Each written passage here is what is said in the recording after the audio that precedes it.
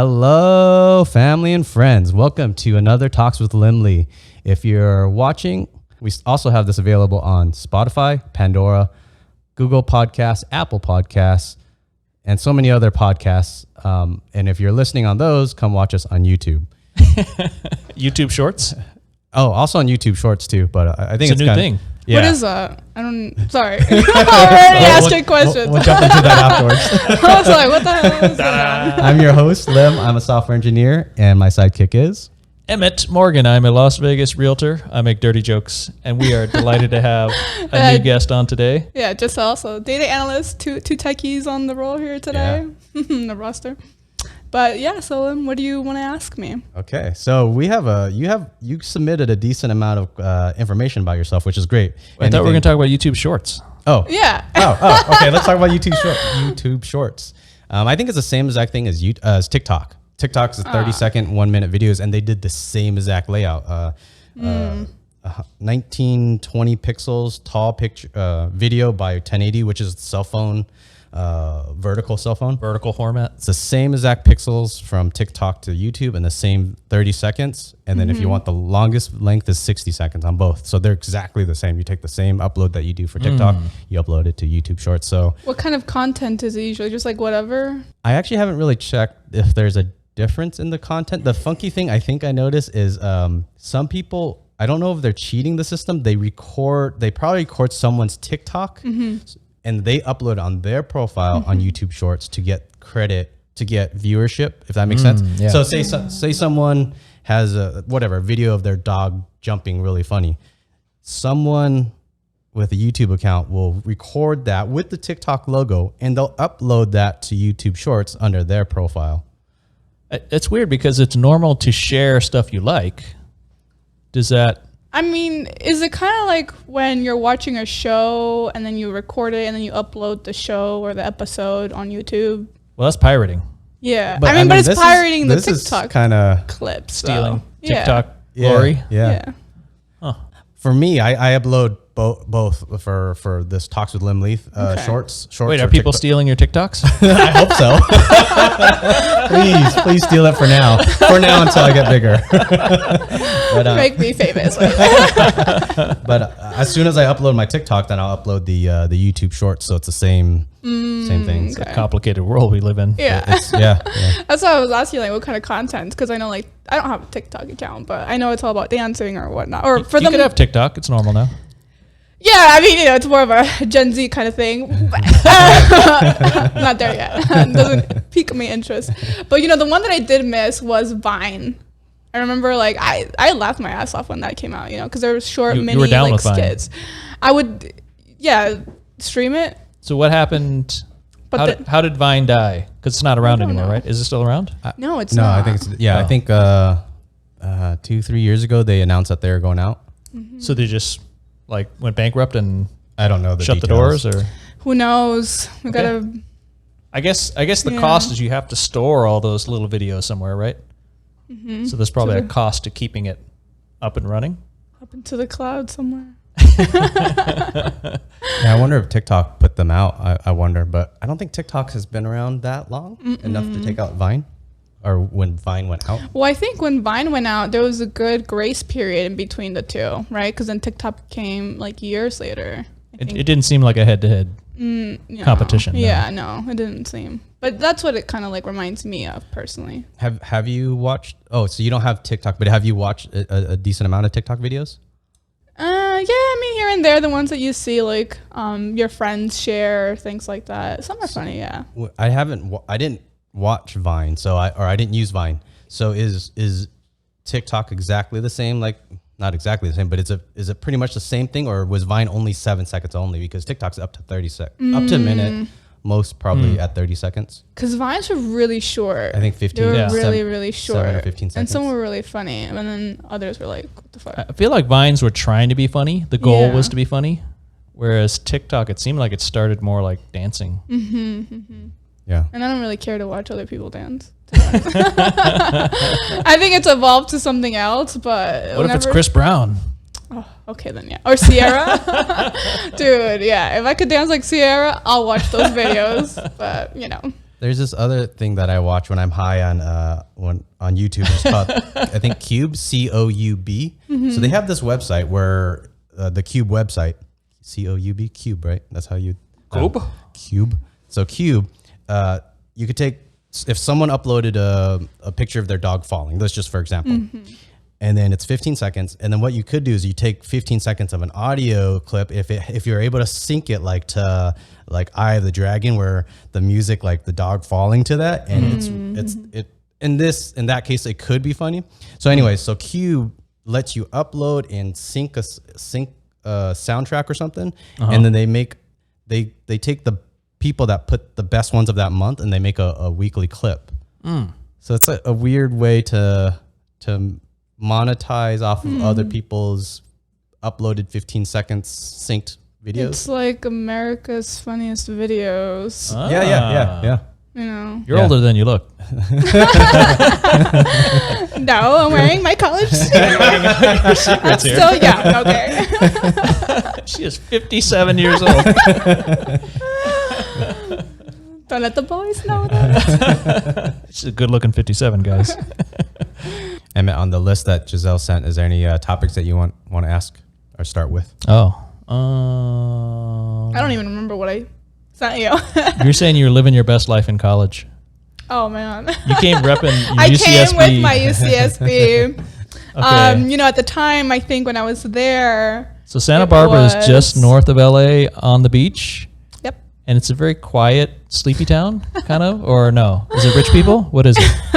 Really hot body people. Really? Hot babes. Yeah. Yeah. Santa Barbara people are good looking. Are you kidding me? Because they're rich or what? Most of them, I'd say, no, they're not that rich, I think. Santa Barbara? I hear can you just go live in Santa Barbara? Well, it is a little expensive. Okay. But you got to live with like 5 roommates to make the rent work. You'd have to start in Thousand Oaks and then work your way up. Yeah. That'd be too much of a commute. Okay. But I remember in one of my 4th year, so I didn't have a 5th year. No, I'm not saying you're rich. You were in college. Oh yeah, I was broke. Yeah. Is it a rich town though? But it's expensive area. It's right by the beach, next to Montecito. Where Oprah lives, and so it is a really nice community. Especially when you're living, I feel like near college town, they just kind of like up the prices regardless. The beer definitely costs more. Oh yeah, than here, yeah.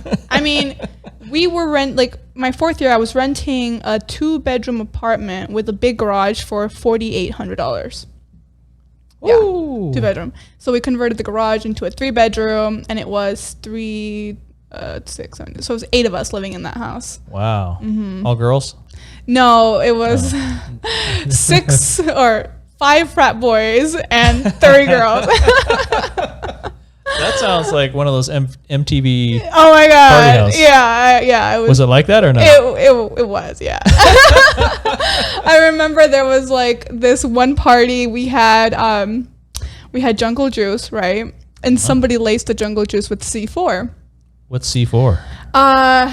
It's like the thing that you do to get energy when you're working out. It's like a pre-workout? Yeah, but for some reason, like it's kind of like if I'm putting energy drinks into the alcohol, like it just kind of amps it up, sure, right? Okay. So someone put a bunch of C4 in I thought it was some kind of like illegal drug. Oh, it sounds like it, right? Like I'll put some C4. I'm always catching up on the meth and the Molly stuff. Okay, jungle juice. Jungle juice with pre-workout energy drink. Exactly, C4. Okay. And next thing you know, one of my other roommates put C4 as well. Unaware that this was the fad over there. It was like, let's get it. I never even tried to go to the C4. Apparently that's the thing, but everybody in my house blacked out. We were all like, we woke up and we're like, what? Yeah, this we is all not no energy drink. This is a blackout drink. They blew right through energy into consciousness. Everybody in the house was blacked out. Wow. We're like, well, I was like, and then one was like, oh, I put C4 in the drink, and then I was like, well, you put C4, I put C4. So then that's when we found clearly out. You need a punch bowl monitor. Yeah. Test C4 levels in here. This little test strip. Yeah. Oh, too much energy in this jungle juice. Too much. It was fun, this man. jungle is fire. It's fun. Santa Barbara's fun. I think at the time it was the #1 party school in the whole country. According to I mean, I don't know, articles. Like, you know, you look it up, top party schools in the country. Playboy magazine, the authority on partiers. That when I was in college, that was the that's who you would look at for party school rankings. Oh, really? Yeah. Playboy publishes top. This is back when they had quality articles and real journalistic integrity. No, so no one ever. No, dirty pictures. I mean, sexy pictures. Sexy. What was the craziest story during that time? You mentioned hospital and jail. Was there other crazy stories? You see, don't publish this under my real name and then people looking it up. I'm gonna edit out the hospital jail story. Yeah, unfortunately, not the best. You know, I've seen some pretty nasty stuff there. You know, like you'll see people shitting on themselves because they're so drunk. Oh. It's just all around like a lot of alcohol. Yeah. A lot of partying. You know. I puked on myself one time. Oh, I've definitely puked on myself. At San Diego State, did you see, or San Diego State, right? Did you see anyone shit themselves? No, I wasn't partying that much in college because I was working. I'd spend most of my Friday, Saturday nights doing valet parking, work my way through school. So I missed a lot of the craziness. I did a computer tech school, so like I feel like I got no partying. Yeah. I didn't get the college life that Oh, Gissel man. did. Yeah. It's crazy. I mean, we have like Floatopia. We had, you know, people from all over would just like fly out and party with us, because if you look up videos, you'll see college students like on top of cars partying or on top of rails partying. Like, it's just like the wildest parties you can imagine. Yeah.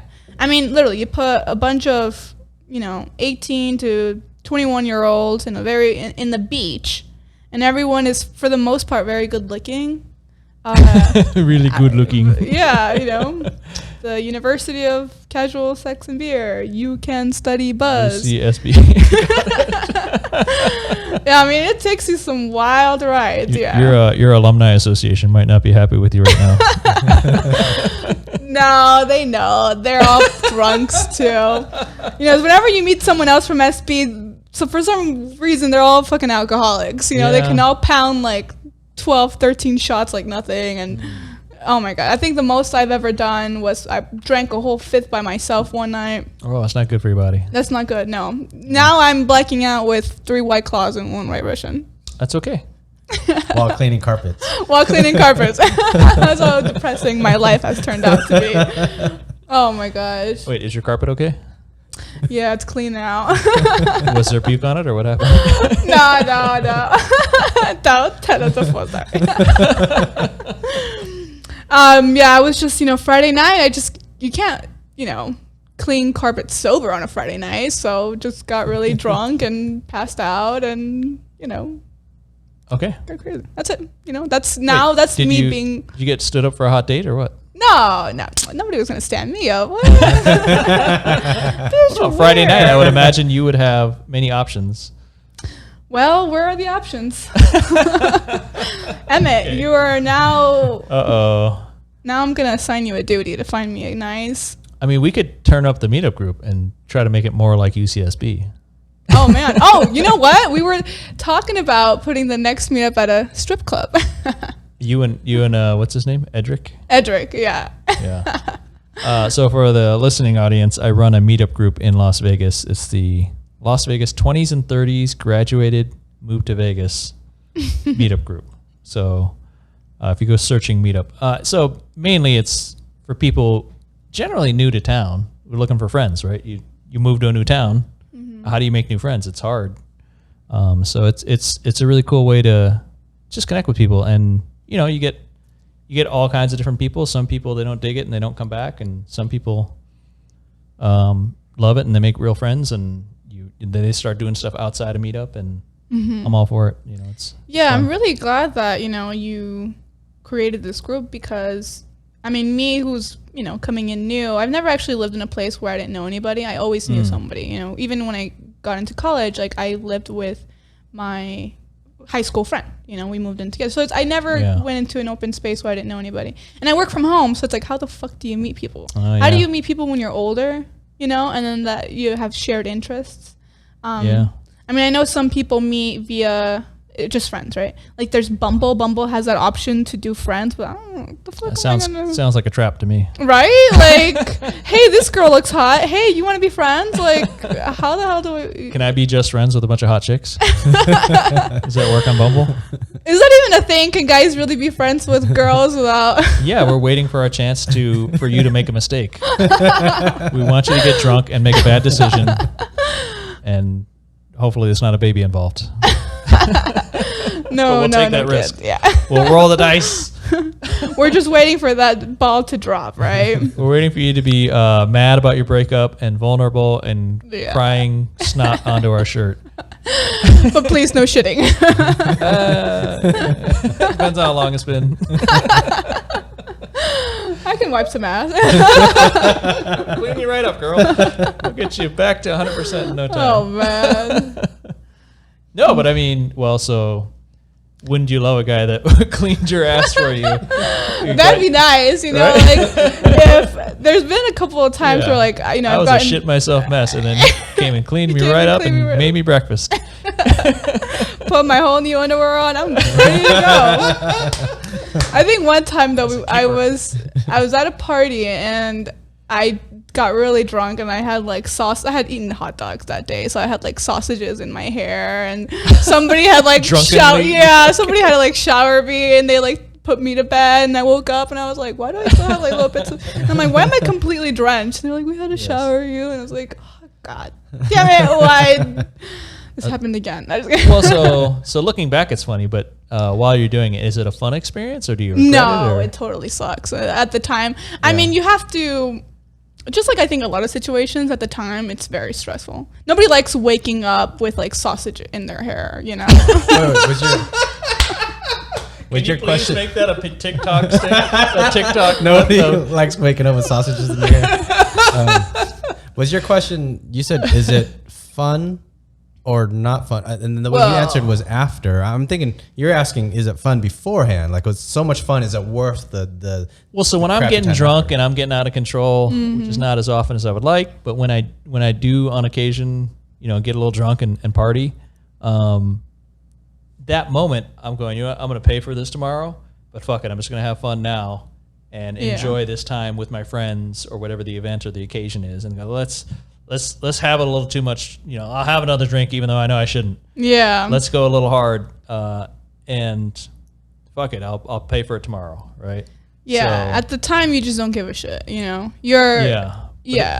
But it sounds like if you have sausages in your hair, then you reach a different level of there's immediate regret. Yeah. Well, at the time, you don't know it. Well, here's the thing, like.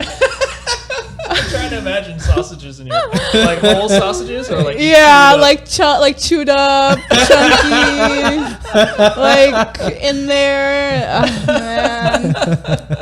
A couple of times, like they found me in the bathroom, like because I just go a couple of times, you know, like this was like a thing where it's like, oh, where's Gissel? Oh my gosh, she's probably sleeping in the bathroom, and then they go in and it's a safe place. Safe place, you know. I feel very comfortable in there. Yeah. Near the toilet. The toilet. Doze off. Yeah, it happens. Some people. I think early on in me and Mariel's relationship, I was living with Martin and Dat. I think Dat was out of town or something, or we were having house parties, and a bunch of people came over, and me and Mariel got too drunk too fast because I think we had like some people in the kitchen cooking and another group that was kind of hanging out in the living room and another group that was kind of coming in from the hallway, and they were one was doing tequila, one was JMO, and the other one was vodka. But I was saying yes to all three groups. So we went too hard, and we started cooking early and we started drinking early. So I think by 10 o'clock we were just trashed and wasted. And me and Mariel are like puking in the toilet together. Oh, that's a bonding moment. That's cute. We're just dying together. And from there, we stumble into the bed and pass out, just to find out the next day that poor Martin had to deal with the police showing up. Oh, no. I was like, oh, thanks, bro. Sorry I was unconscious for that part, even though like he was not the one partying too hard. He was the responsible roommate. So the poor guy. Man. Yeah. And they give you a ticket for that. For being too loud. I don't remember I don't know. It was in Santa Monica. Okay. So I think he might have begged our way out of that. Okay. It might have been one of those, hey, everybody go home kind of Sure. deals. Yeah. No, unfortunately, I got a ticket once at that little 2-bedroom place that I was in, my mini frat house. 2-bedroom commune. And we were having, it was one of my roommates' birthdays, and, the cops had come in knocking. They're like, oh, you're being too loud. And I was like, what do you want? You're belligerent. Yeah, like, what are you interrupting my party for? I'm not really, dude, man, like, here's the thing too, in Santa Barbara, because you have a lot of drunk college students walking around, there's a lot of cops out there, like patrolling all the time. You have them almost on every corner. They're protecting you. Not always, okay, because Uh-oh. I remember one time, She's going to sue the Santa Barbara Police Department also. I want to. No, Officer Johnson. Dude, like, when it matters, I don't think they do the things that they're supposed to do. So let me say an example. Okay. Why don't you just tell a real story? Okay. Oh, okay. Well, this is the real story that went down. So my 2 best friends are in college. They're sisters, right? They were living with Are they this. twins? No. They were like 2 years apart. So they're living with this guy named Aaron and his girlfriend. So the girlfriend wasn't really living there, but she pretty much was living there. Right. She was there so much. So like 99% of the time she was Right. there. So anyways, there was a lot of tension between them two, right? Like, and Aaron and yeah. But it was, so it got to the point where they would start doing petty shit to each other. Was it because they just didn't like her, or they felt like she was like the guy was doing a lot of bad stuff too, and there was just a lot of tension between roommates. So to the point where they slept in the 1 bedroom, and then Aaron and the girlfriend slept in the living room. Mm-hmm. And I don't remember exactly what the tensions were, but it was like really intense, like really, really, really bad.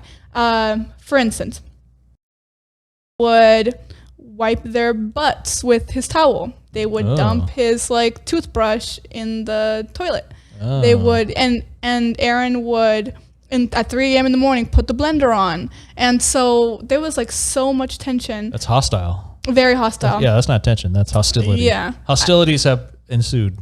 And Shots have been fired. And I think it was because they were trying to get the girlfriend out, but then he was like, nah, I'm on the lease. Like, you guys aren't on the lease. So there was just like, they were really hating each other. And I remember there was one day where she was doing her laundry. And then as she's like taking the laundry out of the dryer, she's like, I'm missing my pink towel. And then she starts noticing that more and more clothes is missing. So then we walk over to the trash bin. Yeah. And lo and behold, a lot of her clothes was laid out there. Yeah. So she was livid. So we all go back into the apartment. She wakes the boy, Aaron, and the girlfriend up, and she's like, "What the fuck?" She grabs like Aaron's phone, throws it on the door, and then they both get up, and then they're verbally fighting each other. And so the girlfriend, was like, bitch, like, stop, Are these all Latino Americans? Yeah, we're all Latin, spicy. Yeah, and then I'm just sitting in the background, like, like just watching. Eat my Cheetos. My Cheetos. But then I kind of like interrupted too, because they were both like coming so close to a fight. And then I stepped in. But I stepped in, and guess what the guy Aaron did? He got from behind me and he started choking me. Oh, that's not cool. Yeah. So then there was a point where I like almost lost like my breath. Whoa. And so they had to like split us up, and obviously we called the cops. Now. Now this is where we indict the cops. Yeah. Okay. The thing is that he had a history of domestic abuse, and this wasn't the first time. He got a record. He got a record, and the cops came, and obviously they threw them in jail, and the girlfriend was crying, and they're like, "Shut up, crocodile, you're in tears, like, fuck out of here, bitch." I'm the one that got choked, and it's funny because not in the way that I like. Oh, already you went there. I'm so glad you went there. And so funny thing.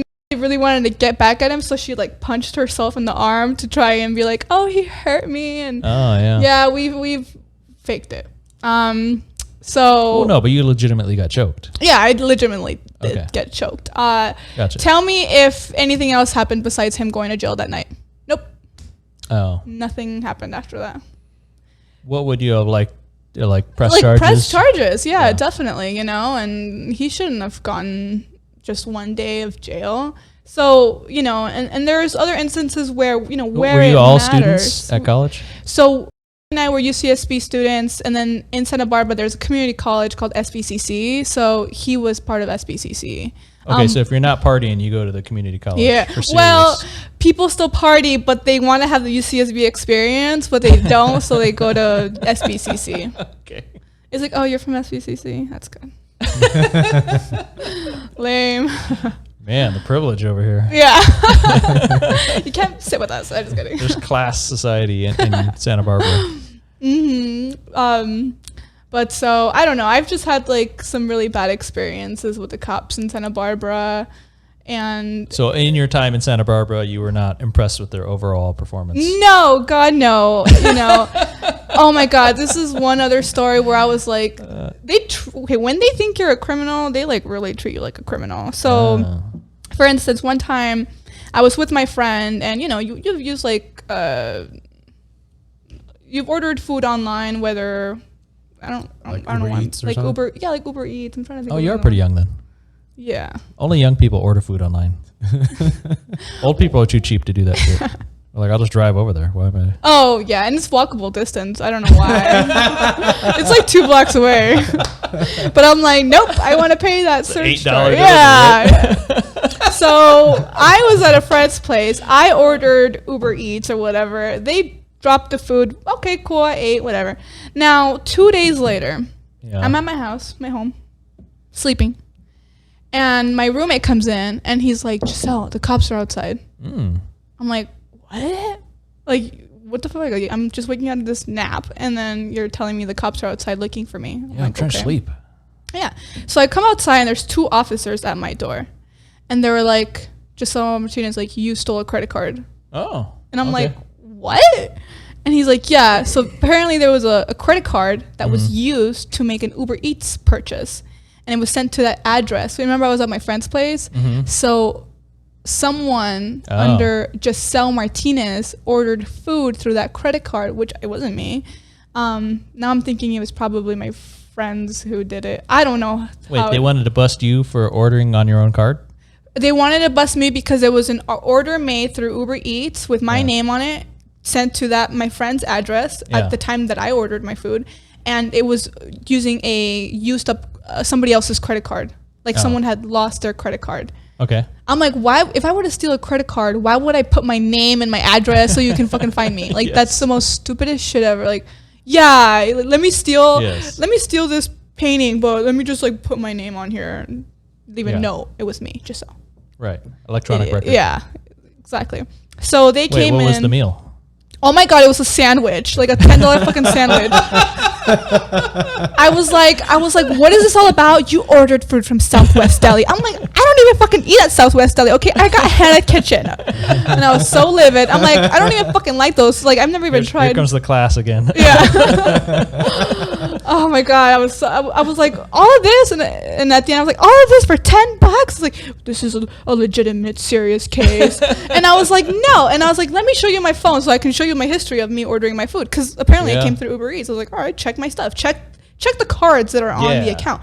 And then I get up to go inside my house because they had pulled me out, and they're like, sit back down, and they're like, I was like, God damn. And I was just telling them, you guys are you're really coming to my house, cracking me down for $10 charge.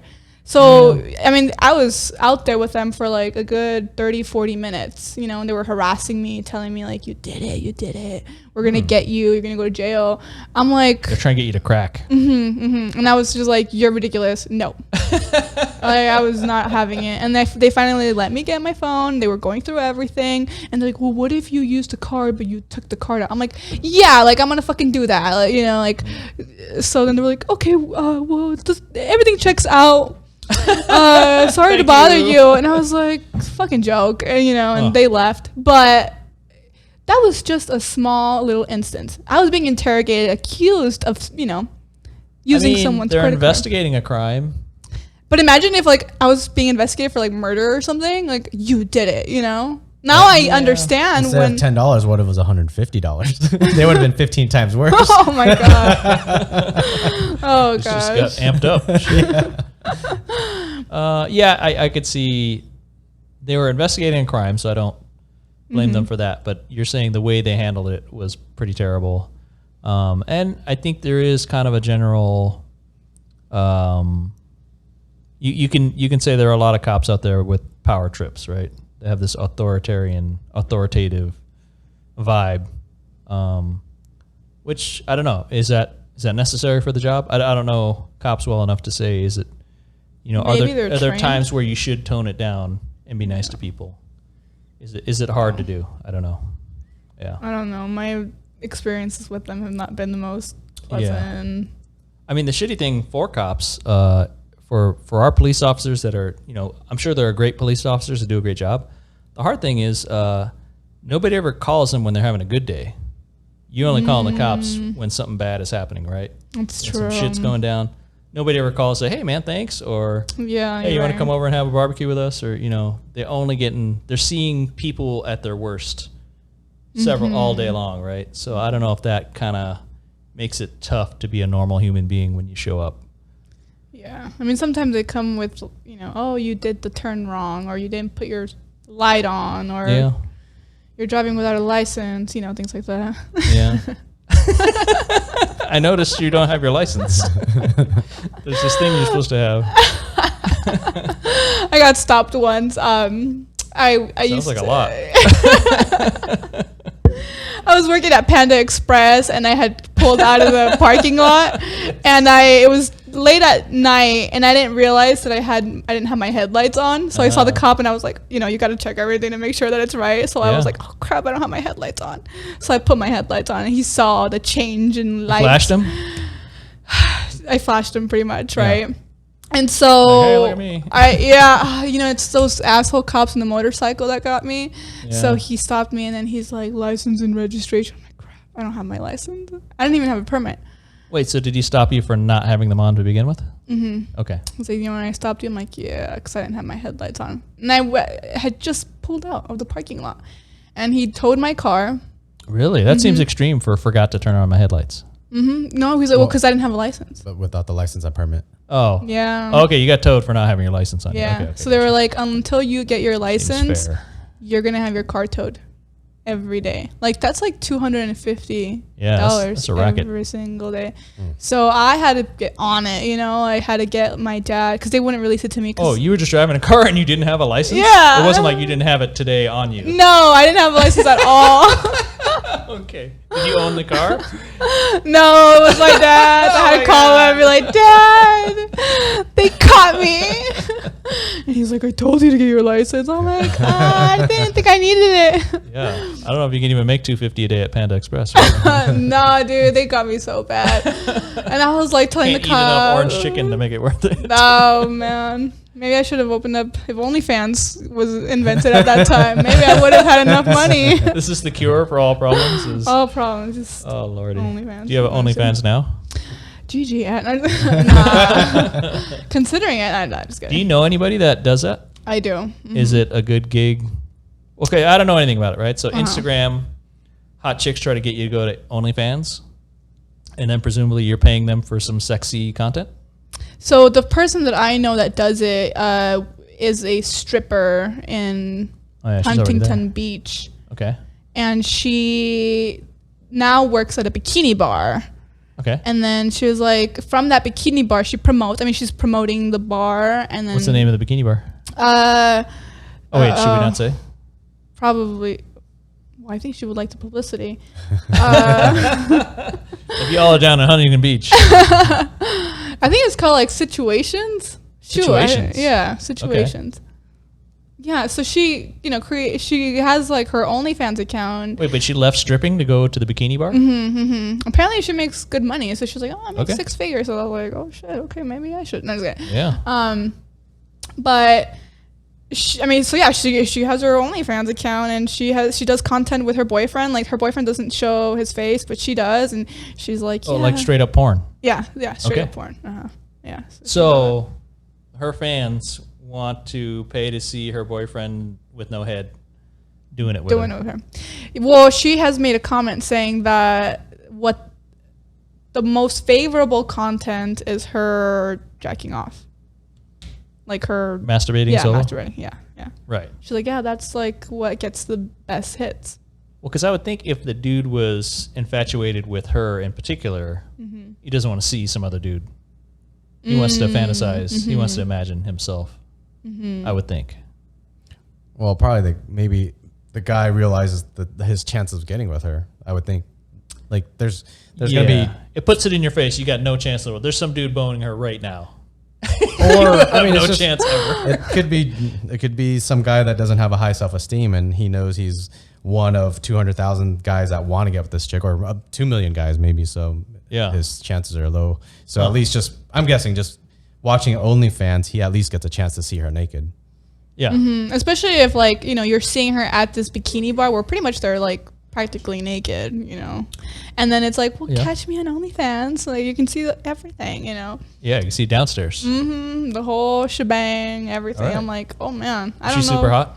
She must be, right? Yeah, she's pretty hot. I had a friend that said he was using Craigslist. So this is a story that goes back a while ago because I don't think people use Before Craigslist. But I think It's still around. Still a thing. I think it's within 10 years, the story. He said, so there is a porn star that would post onto Craigslist and you could pay her for sex, or you would get a discount if you authorize that she record it and put it online. So, Oh, wow. So you could actually have sex with a porn star at a discounted price as long as you agree to having that video posted online for her to streaming viewers. How do they make money off that? Like back in the day, right? Like at least OnlyFans, people subscribe to your content, but it's like, how do you upload, do you get like commission? Or, I mean, So not that I'm asking for myself, I'm just. In the old days, at the beginning of the internet, I could say it wasn't as easy to find free porn everywhere. There'd be a porn site, and you'd have to pay to get into the porn site. What do they call it? A paywall? Paywall, I think. That probably sounds good enough. So it would be you'd go to a website that had porn on it, but you couldn't see the porn until you paid. Okay, so like a monthly. Yeah. Okay. But it wasn't based on the personality or the girl or the single. Whereas I think that OnlyFans sounds like it's that person. You're specific. subscribing to that person, yeah. Yeah. So yeah. Well, I mean, people are making money off that. I mean, sex sells. It's a big industry, yeah. Sex sells. It's the oldest, Well, it should be, in my opinion, it should be legal. If two people consent, do whatever the fuck you want. If you want to, it doesn't matter. If you Literally. Yeah. Fuck you want. Yeah, whatever the fuck you want. Like in Nevada, like prostitution is legal? No, don't be ridiculous. Or not like escort services is what I'm trying to say. Escorting is not the sex. Yeah. Okay, all right, if you want to be serious, prostitution is not illegal in Nevada, Okay. but it is illegal in Clark County. Oh, okay. So Clark County includes Vegas.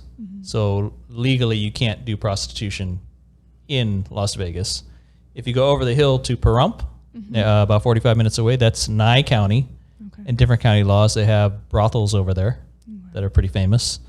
In Las Vegas, escorting, I think, is you're paying somebody to have dinner with you or to dance or to hang out with you.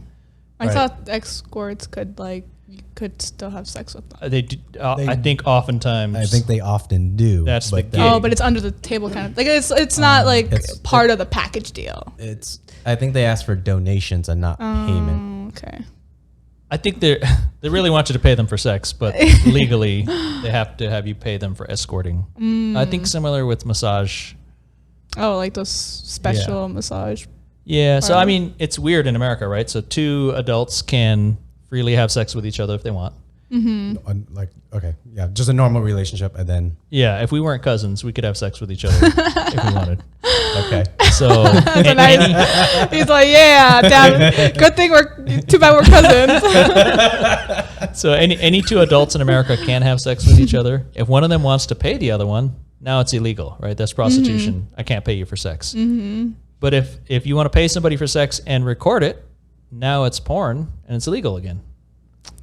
So isn't that a weird society that we live in? That is, yeah, you're right. That as long as we record it and turn it into a production, Because it's what, evidence?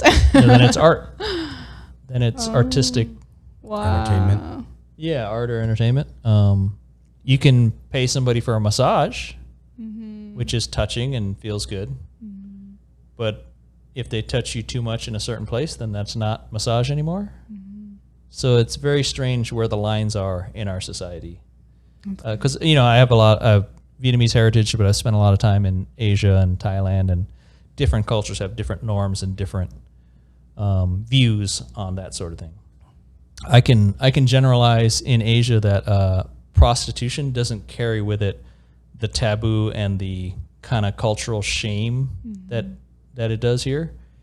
In a lot of Asian places, it's like, hey, if you want to make money having sex, why not? Like, sure. Did you want to be a doctor instead? No? Okay. I mean, if you want to do that, cool. I mean, these people got all this money and we're poor, so yeah. Like, if I was broke and hungry, like, would I think less of anybody for wanting to make money whichever way they could? I mean, I've seen some documentaries. I don't know if it's Cambodia or where, but they start them off really young, especially in places where you just don't have the means to support your family. And it's like, all right, I'm going to send my little 13-year-old to go, Yeah, you can make an ethical and a moral argument there that regardless of culture, maybe we should protect our children from sex or sex work. So then in your culture, where do you draw the line for children, right? So in the U.S., are you an adult when you're 18 or when you're 21 or when you're 16? So we have these weird amalgamation of rules. You could drive when you're 16. You could smoke a cigarette when you're 18. And they bumped it up now. For driving? I've heard cigarettes, you got to be 21 now. Oh, sorry. I messed up. Alcohol. I didn't know. Alcohol's 21. Yeah. See, but that's how confusing this all is, right? I thought I thought cigarettes was 18. It was. I think there's a new... Okay. Is it a new federal law? Anybody? Back me up? No? I don't know. I may be entirely unless wrong. they changed it. I mean, yeah, but originally it was 18. I mean, you could buy a gun too at 18, right? Oh, yeah. So you can sign up for the Marines when you're 18. Yep. But yeah, you can't drink until you're 21. Yeah. Well, alcohol, we've mentioned is dangerous, but that's dangerous for you. yeah, I'm a liability. There should be a lower age for White Claw. Black side with White Claws, yeah. Oh, that's my sad life. Yeah. So it is a funny thing that we have such a mix of rules, and then you start going to other places and there's different rules. So it's odd that we have all these societal pressures that we have to learn the ins and outs of. But to your point, I do think that like brothels or pay for sex should be legalized because it's being done either way, and it just makes it even safer if you create all these guidelines for people. Oh yeah. To protect them. If you legalize it, then things like testing for STDs. If you get get centers for that just focus on that, and it brings the price down, so it makes it safer for everyone. That's like I want cheaper brothels. It probably leads to that, but which makes me wonder, like, honestly though, how many people do pay for sex though? If it you pay for it one way or another. Yeah. The other thing is women don't understand how horny guys can get. Guys, some women do, yeah. Some women use it to manipulate us to no end. Oh, well, okay. But I think most stereotypical women, or most women just don't understand how horny guys can get. Like you're saying, are you saying you're talking about if they work in a brothel, that female understand how horny a guy can get, and then they'll work money out of it. But even more so, there are women that can be sexy and get all this attention and manipulate men into doing whatever they want and not actually have sex. And they use sexy to get everything they want in life. I mean, I guess it's like kind of like the chase, right? Like, I mean, I don't like the chase, but if you want to win, if you want to get the rabbit, you have to chase, I guess. Yeah. But yeah, I mean, I've seen like some of my friends, for instance, they'll go out and date with these guys, like, oh no, like pick me up and from the airport, little things like that, and then yet never put out, right? And the guy will be like, oh my god, I spent like hundreds of dollars on dinners for her, and she hasn't. Yeah, so that person has return. figured out how to get what she wants from a male by just teasing sexuality or hinting at it or giving the possibility. Kind of similar to strip clubs, right? Yeah. Like strip clubs are crazy. Like, I'm going to go drop all this money to not have sex. Like, I'd much rather have a brothel at that point. I don't know. Just go all the way, yeah. Yeah, I don't want to pay all this money to not have sex. not That do sounds, it. yeah. Just so you can get me started and not finish the job. That's like going to the world's most amazing buffet to not eat. Yeah, just to look at it. Yeah, smells good. Yeah, just Window smell shopping. it. Yeah. Yeah, I can touch the omelet. But Smells delicious. yeah, Could take a only. picture. No, you can't take pictures. No. Oh, you can't take pictures in strip clubs? Or No, I think they're very anti-picture. oh. I bet it's because other people that are in there don't want to be seen. Like if you ain't supposed to be there, you don't want your wife to find out. Oh. I think that's that makes the sense. thing about it. Yeah. Okay. Yeah, going back to that, I think men they get so horny, someone at the age of 16, 17, 18, they want to have sex multiple times a day, like up to 10, 11 times a day. Or me personally, like I think it was 9 times in one day. That's your record? When I was Oh my god, 9 times. yeah, I think I was 17. I'm trying to think if that girl would watch this podcast. That'd be weird. Why, is she mad at you about that day? I don't think so. Just tired. But Made her a if guys woman that day. if guys want it that much and are willing to do it, I'm imagining I don't think I'm wrong. I think I'm in the 99 percentile. Like I think most guys are like that. Yeah. So women just don't understand that magnitude of horniness. Like a guy cannot stop thinking about sex. Like it's on your mind every minute of the day. Constantly. Yeah. It does not go away. As you get older, it starts to slow down. Your mind and your body and whatnot starts to slow down. I don't know where I'm really going with this, but except for that, women just don't. Can you fathom how hijacked the male brain is? You know, I've heard that guys, when they're really young, they're like the horniest, and then as time develops, they're less and less, and then it's like the reverse for women. I don't know. I've heard the sexual peak for males is 18. And then I remember the age for women. It's 35. Dang, that's old. That's the ticking clock. It's the sexual peak. Is it of because horniness. they're like almost about to not have kids, so it's like you gotta, all right, girl, like you're reaching the end Knock out some point. babies. Yeah, gotta get the wheels turning. Yeah. I mean, you could look at evolution. That's where I was going to Okay. Yeah. go. Go for it. And say anybody who was not naturally horny probably didn't reproduce as much.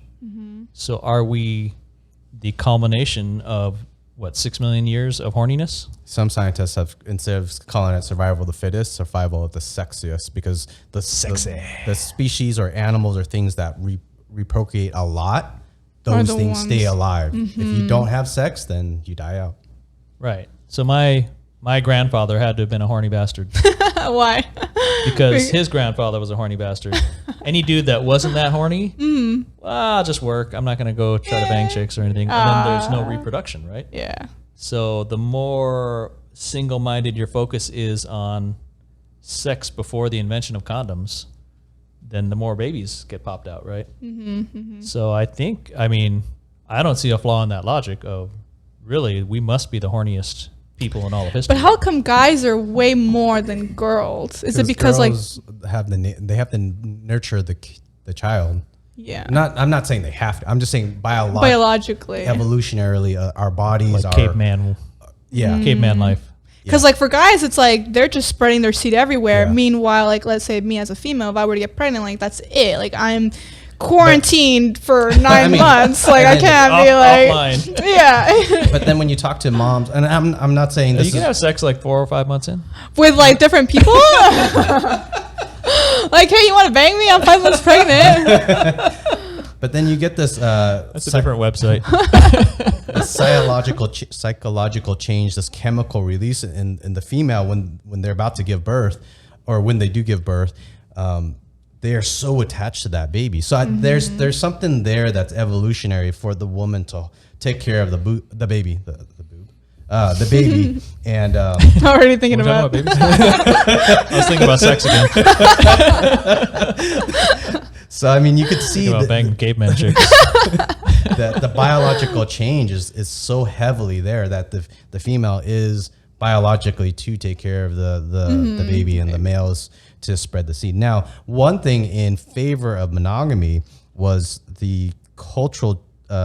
When scientists look at the survival rate of babies, when the male did stick around with the mom and it became monogamous, the survival rate of the baby jumped up drastically. And they think part of that was due to grandma and grandpa was willing to stay and take care of the baby. If grandma and grandpa saw a different male all the time, they'd be like, whose baby is this? This grandma and grandpa may not want to stick around. So now you have 6 adults caring for that infant. Well, you know, I actually heard something different where controversy. Let's do it. So I think like back in like the caveman times, let's say if I was a woman and I got like pregnant, so yes, one part is there's a lot of men and sometimes you don't know who the father was, but as a community, a lot of the men would take care of the child, right? They don't really know who it belonged to. There's no way like you. It's very tribal life, right? Very tribal, and like obviously the closer that the men were to the baby and like caring for the tribe, the longer it would live. It wasn't until we got more developed in society that okay, well now people started becoming more monogamous because now you had property, right? Like I don't want to take care of this child and then have my money invested in this child if it's not my baby, you know? So I think back in the day when you were, you know, hunters and gatherers, you know, there's no paternity test, there's no, you know, you gotta I've heard survive. that a similar thing where monogamy was kind of a byproduct of farming. Once humans settle down into agriculture, and you have a farm, right? So as you own that farm, you want to make sure your kid gets the farm so that your kid can feed you. It's not a tribe anymore. It's separate. You know, I'm different from my neighbor. This is my corn. This is my wheat or whatever. So that change in human behavior as we switch from nomadic cavemen to farming stuck to the land, I think that's when monogamy evolves into a beneficial format for human relationships. Because you no longer depend on someone else to survive, you know, and now it... Yeah, or if you're not sure who the kid is, how do you know your son is going to get the land? Exactly. And take care of you as you get older. So that seems very logical and plausible to me. What is illogical is that we are no longer farmers. Nobody's farming anymore, right? I couldn't find you a farmer right now for $1 million. I'd be... Well, not in Vegas. Yeah, right? The desert, what's going to survive us? Yeah, I'd be hell-bent for Iowa or something trying to grab you a farmer. Potato farmer. Right. So why are we still living under these old social norms that grew up during our farming? I think maybe because now it's like so much land has been acquired. And so, I mean, you know, money is in the middle of a lot of people's mindset. And you don't want to just, if you die, like you want your lineage, right? You want... Oh, yeah. You don't understand, man. No, we're just thinking about sex. When we're getting naked, we're not thinking about land at all. like, wow, I can't believe she's getting naked with me. Let's do this. Well, okay, so then, you know, begs a different conversation, which is monogamy, right? Like, how come is it that every other species in this planet is not really monogamous, and yet we are supposed to be? Very few. There's like a couple birds, some penguins, and like penguins. Retarded looking birds. Oh, that's interesting. I didn't. Unattractive birds. Freaking retard. Sorry, that's probably not a very politically correct word. Goofy looking birds. Yeah. I guess the one, well, whether it be the farm thing or that the survival rate of the children, those two cultural changes were stronger than evolutionary changes, if that makes sense. So those changes survived the genes better. So that's where monogamy came into But so maybe our culture isn't reacting very quickly, our societal norms, because how long ago were we all farmers? Is pre-industrial revolution. So prior to the 1900s.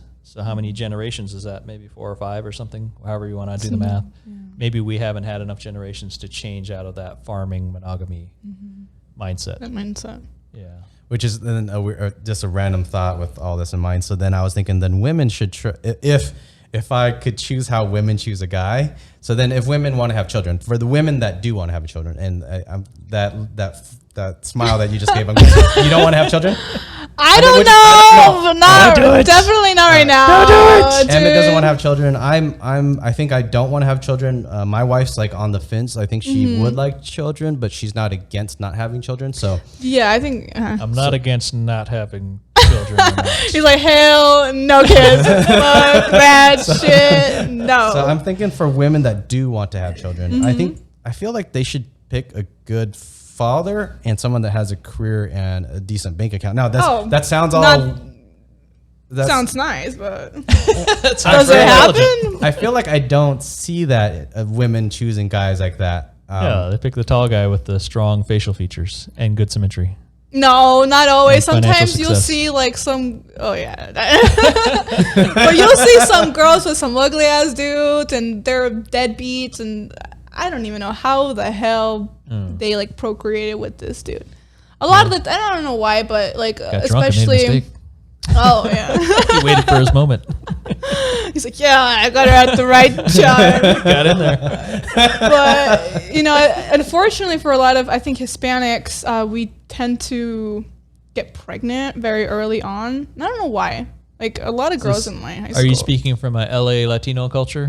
Maybe, but even in like my family from Mexico, they all had kids really young. Like my grandma had like 18 kids, you know. So it's just this might be racist for me to say, but I feel like the Mexican Racist pendejo. the Mexican friends that I have, yeah. a lot of them talk about having the females talk about having families. So what's the word I'm looking for? Like they're very passionate about having a family, and more so than almost I think any Vietnamese girls that they want to have a family too. But I think Mexican girls almost are like they outrank the Vietnamese girls. So by far. so No, yeah. I mean, we come from big families. Like even when Yeah. I think stereotypically, it's known that like Mexican families are huge. Is there a social pressure?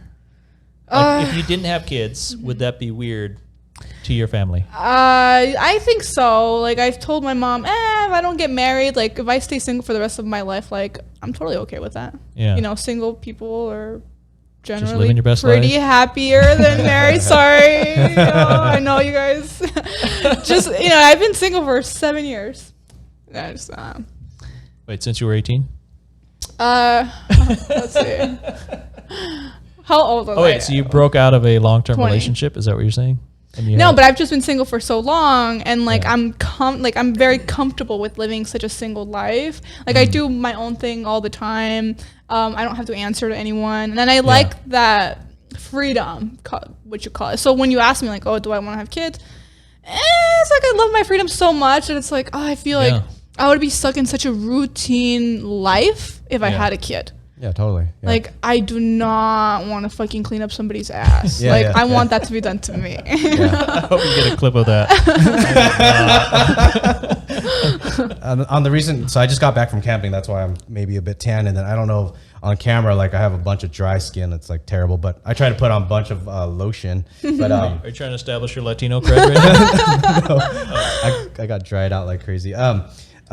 Before going on the camping trip, Liem was my wife. She was just saying like I forget. We were looking at some other. Porn. We're at our campsite, and Sorry. then the campsite across from us, a lady had 3 or 4 kids and no dad. She was handling the tent, the car, all the items of food, all the gear, and Liem was just looking at her like, oh gosh, aren't we so fortunate to just have to take care of ourselves? Like, Yeah. so that kind of sucks, man. like what you're saying, to have the freedom to do what you want, how you want. I mean, I think it sounds pretty healthy. You sound like a confident, independent woman, Yes. which is what we all want. We want people to be confident, independent, and you know, have whatever aspirations or choose your own life. You know, and I think you mentioned earlier, I can't believe this girl's with that guy. I think there are a lot of people that are kind of codependent. They don't know what to do by themselves, or they don't feel secure by themselves, and they always need somebody in some way, right? Emotionally or what I don't insecurity understand is when I like meet people that are very unhappy, and I'm like, well, just leave. Fuck it, bye. Like I'm like that. Like I'm not afraid to say bye to someone. Sometimes I might bounce this podcast right now. Bye, bitches. Mic drop. I'm gonna go fight some cops. But I'm here to okay.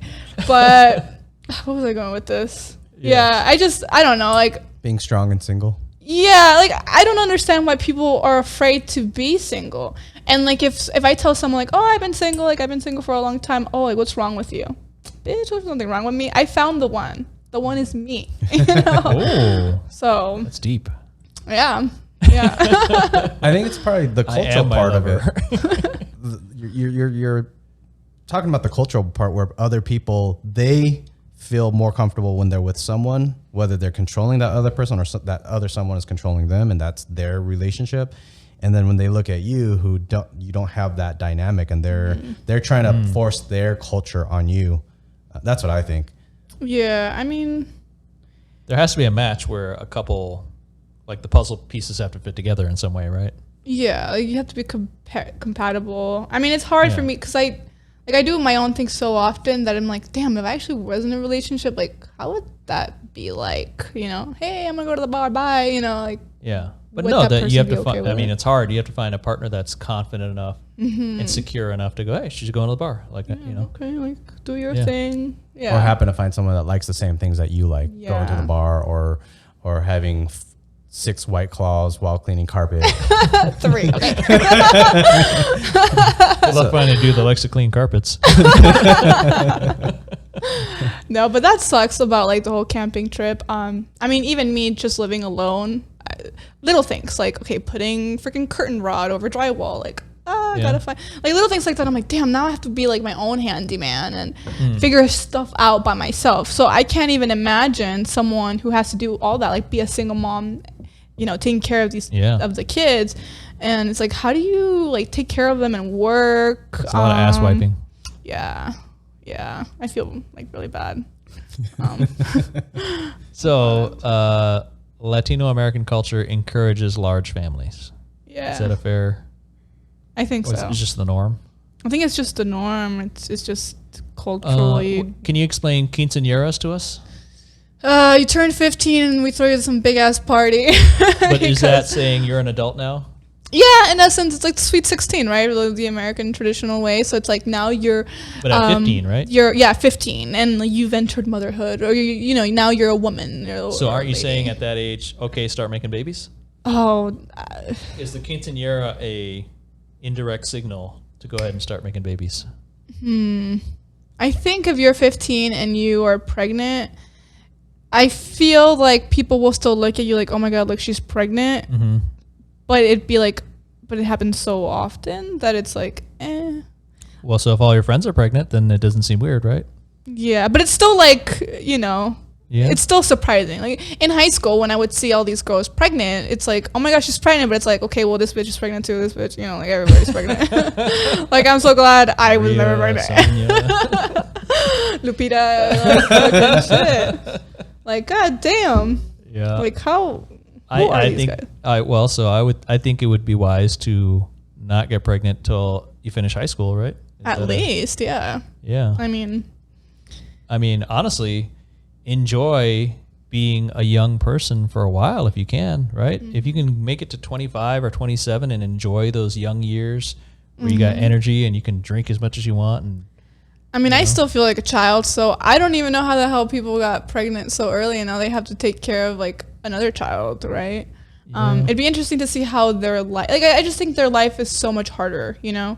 Going to school is harder with when you have a kid, and you have this massive responsibility. Yeah, or so takes away a lot of your choices, and that's for life. Life.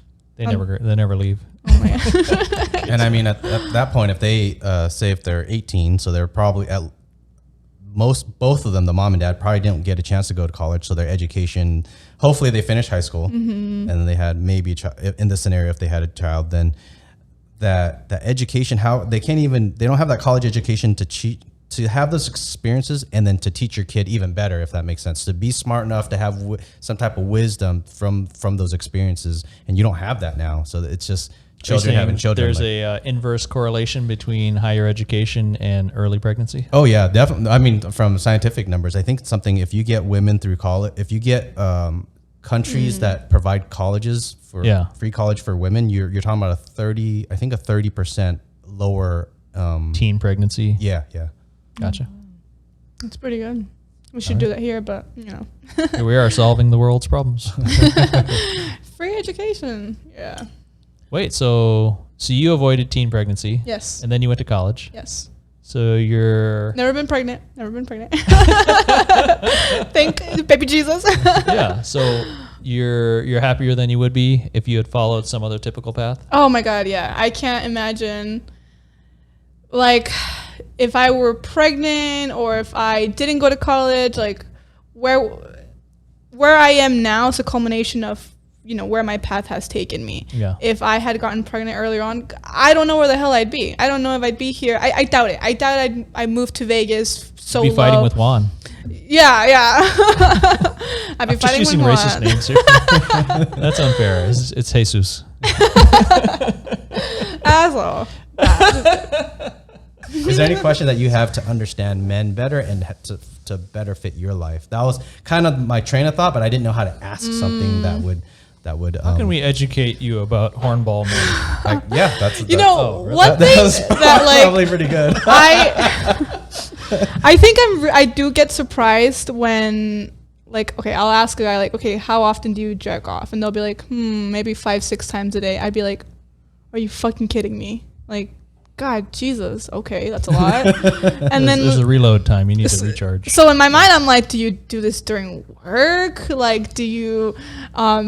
I hear about people that get caught at work, and I'm just like, how could you even, like, I understand the male brain thinks about sex all the time, but you need to get work done. Like, Jesus Christ, don't get fired. But if the HR lady is wearing that white blouse, like, what are you gonna do? Oh my God. So okay, popping out of the damn thing. Okay, it was funny. Right before coming here, I was watching something on porn online. No, but they were talking women about don't watch porn, man. Like less than 1% of porn is made for women. Okay, they watch rom-coms. Like, probably way more of that. No, that's so cheesy. I don't like that. I'm like, I love you, and it's like, jeez, shut up. All right, sorry. Maybe I don't believe. What were you watching before you came here? So apparently there was this news reporter who they were on a Zoom call or something, and during the break he was masturbating, and he didn't know that the mic was on or like the video was on. I don't know. He didn't know, and then it was being broadcasted, and of course he got fired. But then he came back, and then his co-host was saying, hey, we got so and so back, but let me just break it down why you were absent for 7 months. And then he's like, we saw you jacking off, and he's like, I'm trying to be a better person. Yeah, it's so embarrassing. Like, dude, it's so awkward. Wait, he had to say he's going to be a better person? Yeah, so he was like, I started volunteering more, and I'm like, what does that have to do with anything? Like, that's looking at it all wrong. That's saying that masturbating is the crime, not, hey, I accidentally showed you guys. I wasn't trying to masturbate for you guys. Right? Isn't that the... Well, yeah. I mean, at the end of the day, it's like saying, oh, it's a bad thing to do, and... It's not. Yeah, I mean, it's, I think, human nature. I mean, I will say this for all male. I'll speak for all males. Masturbating is a release of that sexual desire in a healthy way, because if we didn't masturbate, like, we would spend our entire day trying to figure out what, like... Oh, really? Like, men wake up with a boner. Yeah. Right? So we start as we rise to consciousness, boner. Like, so this is automatically our default starting position is I want to have sex with something. You wake up and the first thing in your mind is sex. Yeah, like it's already ready to rock. Like let's go. Yeah, like the gun is loaded. Yeah, it's so hard not to pull the trigger. That's how pervasive the male mind is occupied with sex, and it's just literally all the time, everywhere. So out of the 24 hours, how much of that time do you think percent-wise is allocated towards thinking about Depends sex? on the age. At the age of 16, it was 99. 27 hours. No way. 99%. No way. Are you fucking kidding me? Dude, I remember in high school, there was moments I try to sit there and like tell myself, for 1 minute, do not think about girls, boobs, ass. Really? Just red 1 blood minute, cells, just red 1 blood minute, cells. don't. Wilma, damn Can't do it. Couldn't do it. Oh my god. It was so bad. I underestimate. It's bad. Now, I don't Male know. horniness. I've actually tried to explain to my wife where, like, I try to tell her, do I think I'm at the 99 percentile? Like, am I at the high range or am I at the 80 percentile? I kind Like of, hornier than average. yeah, I kind of think I'm just, from when I talk to my other friends, so my other male friends, I try to tell them like, or we talk about girls and I try to ask them like, hey, do you remember when you're in high school, how often did you think about sex? And it seemed like It was pretty high up there. I was kind of in the 50, maybe I might be The 50%, 50 Oh my percentile. god, Jesus. I mean, the miracle is that we get anything else done at all. So, Oh my gosh. so back to the masturbation thing and getting things done at all. I do feel that release thing with masturbation, women don't understand that for guys, if they do release, then they could at least try to get on with life. But if they don't release, Yes. Release the demons. it kind You're of like stuck there. So really you is. got a report, but you're like, can't do a report. Well, yeah. But here's Oh the my torture of it gosh. is our society is structured in such a way that we can't have sex. Like, let's say, hey, I want to have sex right now. What are my options? Oh no, yeah, you gotta work. I have But yeah, you zero. can't. Like, where can I go have sex? I can't. I could masturbate to porn, or I could masturbate without porn. But if, as a male, you want sex all the time, what are your options? None. You have to go to your job. You have to be an upstanding citizen. You have to go to school. You have to, if you're lucky, you can get a date and go through this courtship ritual and process. And maybe, In hopes. if everything goes right, she will allow you to have some sex, right?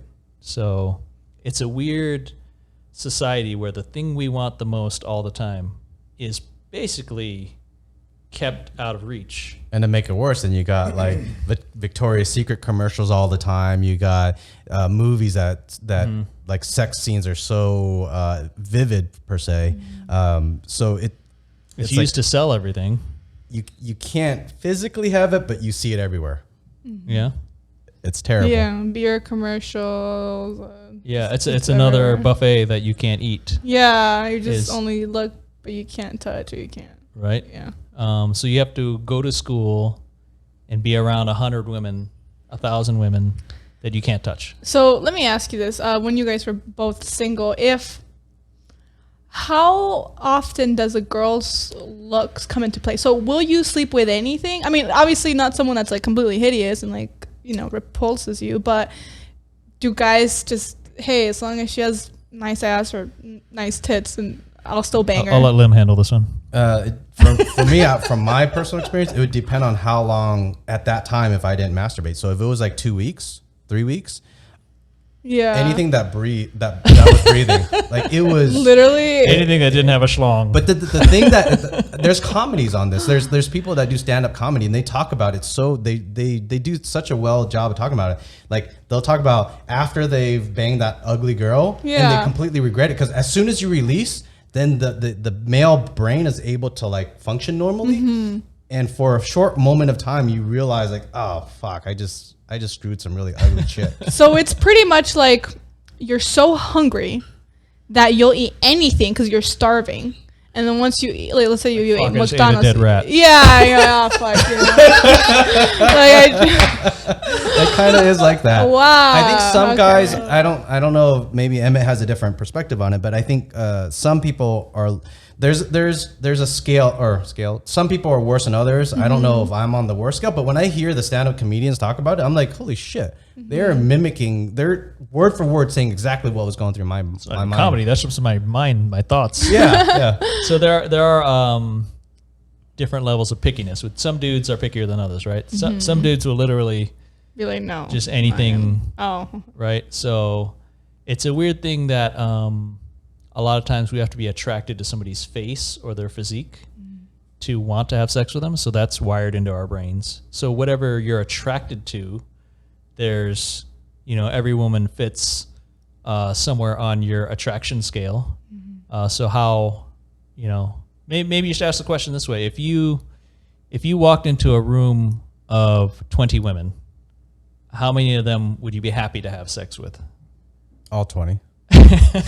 So Liem's on the horn dog side of he'll bang He's anything, like, all right? of them. Now, on the other flip side, I've had some friends when this discussion comes up, and whatever his name, I'll just use some random name, John. So John would be like, we would look at the 20 women, and then I would jokingly say, like, I'm so horny I'd bang all 20. I'm just giving a scenario on how the discussions with him went, and he was like, oh no, 18 of them, no, 2 of them maybe. Oh wow. And now at the time I was like, that's interesting. Then I thought about it, I was like, what type of cultural stigma or stereotype is he trying to fit into? Or I used the wrong words on that. What is he trying to portray to the world by saying that he would only sleep with the 2 of those women? It was like a cultural. It's him to try to fit into some type. Saying he wasn't being honest with you? In my opinion, I think so. John, you son of a bitch. I think he was saying that he wants to look better in front of the other people that might have heard that conversation. Yeah. Oh, it wasn't just you two. There was other people. There, yeah. I mean, you're broadcasting to the world right now on 18 different platforms that you're a horn dog. I'm okay with that. No, let me rephrase it.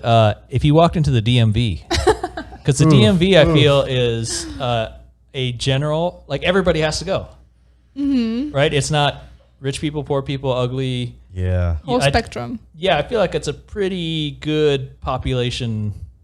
When you're in line at the DMV. If it's a DMV at Santa Barbara, that might be different than the DMV here in Nevada. Good-looking bitches. At the DMV, it feels, man. So there's some large population of unattractive people out there, right? So I don't think it's, for most guys, it's not like I'll bang anything. Yeah, but the standards are lower than, like, let's say a girl or a woman. I think different. For men, it's very physical and visual. For women, when they see a guy, they're thinking about a lot of other things. They're thinking about, will my family like him? What will my friends think of this guy? Yeah, that's very true. Right? So it fits. Does it fit into their fantasy or their conception of what that guy has to be? Is it the right context? Is it the right situation? Did he show that he cares about me? Did he put in enough effort for me? So many things to bypass, and the guy's like, y'all just bang anything. I mean, am I totally wrong? Or no, that's totally right. Like, even you can see a really good looking guy, but if, there's really no, like, personal chemistry, it's like, you're just a good looking face. Next, Yeah. So it's like, a guy would be like, yeah, hot girl, who cares if she's, like, boring? I'll still sleep with her. Yeah. And for me, I'd be like, no, he's boring. And then it just our brains are wired differently. Turns us off, and I'm like, I don't want to sleep with you. We had a friend by the name of Jennifer. I won't say the last name just for the heck of it. She was dating this tall, super tall guy that I don't know how to judge guys. A lot of girls said he was attractive, but I think it was just because he was tall. But anyways. The tall, standard white dude with a symmetrical face. Very symmetrical. Yes. And then she would tell us stories afterwards, like hanging out with him and dating him. And he treated her pretty poorly. Like, he would call her up like, "Hey Jennifer, bring me a burrito." The fuck? And then so we at one point we asked her, like, "What the fuck are you doing, Jennifer? Why are you dating this guy?" Yeah. And she said so happily, "Do you have any idea? All my girlfriends tell me I have no chance with this guy, and I'm dating him." Clout. So all her friends look up to her like, "Oh my gosh, you're dating this tall handsome guy." And so it's all status for her. She's willing to put up with the crap how he treats her. And he knows it too. Because he tells her these things, and he sees that she puts up with it. He or at least from my I knew him pretty well we were friends for a very long time. So I would ask him like, what's it like having women throw themselves at you, bro? That was kind of it. So because he was a tall, attractive guy, so women literally threw themselves at him all the time. So. What, did he ever cheat on your friend? I mean, I'm just assuming, like, if so many girls I don't think it ever got real serious. They probably dated for a couple months or something. Yeah. Okay.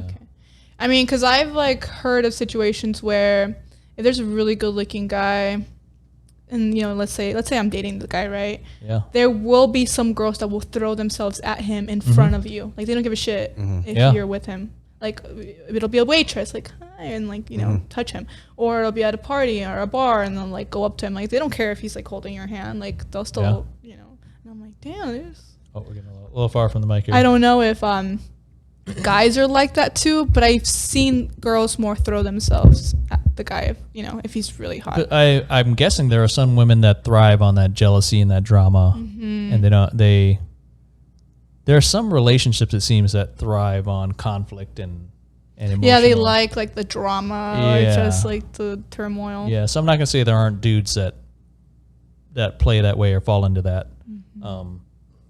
I would generalize that if a normal dude is horny, right, and if he's a tall, attractive guy and chicks are throwing themselves at him all the time, why wouldn't he just bang all these chicks? Yeah. Right? How much is he going to value the gal he's with if another one's going to come along right in front of her face? Right? So literally throwing, like, take me. Yeah. How do you... So there is some percentage of most attractive men, right? Whatever the top 5 or 10% most attractive men that have lots of opportunities, because women are throwing themselves at this guy. They're not throwing them at all the average guys, right? So especially with height, because women are so messed up in America about height, and it's the worst selection criteria. It is. It's funny how there are some guys that are not even that attractive. They're just really tall, like 6'5" or whatever. Yeah. But oh my God, he's so cute. Why? Because he's tall. Yeah. I don't know why and that is probably the top one criteria that people are, like, girls fantasize over, right? And yeah. Just they'll jeopardize him maybe looking or maybe him even being an asshole just because he's tall. Yeah. So that is baffling to me. I get it. There's some physical, you want a guy to be, caveman strong or a protector, or, maybe there's some hard wiring for that. But to boil it down to just, I want tall guys. Like, how dumb are you? Like, any first or second intelligent thought should get you past that, right? Like, so when I was 18, like, if a chick was like a swimsuit model, like, oh my God, right? You would just lose your mind, especially if she was right in front of you. Just like, you couldn't talk. Yeah, like, just blows you away. But as you learn and as you get older, you're like, you know what? She may look like a magazine, but there's not, there's other qualities that are more important, right? It is this person that's fun to hang out with. Is she responsible? You start to, hopefully as adults, we start to look at other things. But when you're young, look, if you're 18, I get it, right? You're new to all this, right? But I've met women that are 30, and they're so I used to bartend, and so you see a lot of this human behavior at the bar, and you see a lot of honesty because people had a couple drinks in them, right? Okay, so what do you see? So one gal, she was freshly broken up, and all her friends are like, "Oh yeah, we're gonna hook you up with a guy. We'll get you right back on the horse. Don't worry about that guy, right?" And I'm like, "Okay, cool. What are you looking for?" She goes, "Yeah, I just want a guy that's tall." That's it. And like, she ran out. I'm like, "Wait a minute. How old are you? 32 years old? This is as far as you've gotten? Oh my God. This is how much you figured out by this point?"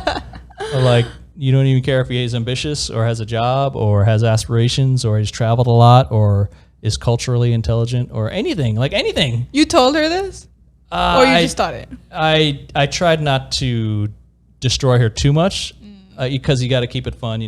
They're out there to have, I don't want to ruin anybody's time at the bar. Tips. No, honestly, yeah, tips, but more importantly, like, people came here to have fun at the bar. Yeah, that's true. I don't want to be a shit. Depressed because the bartender called him out on it. Yeah, we were having a great time. The bartender made me realize what a piece of dirt I was.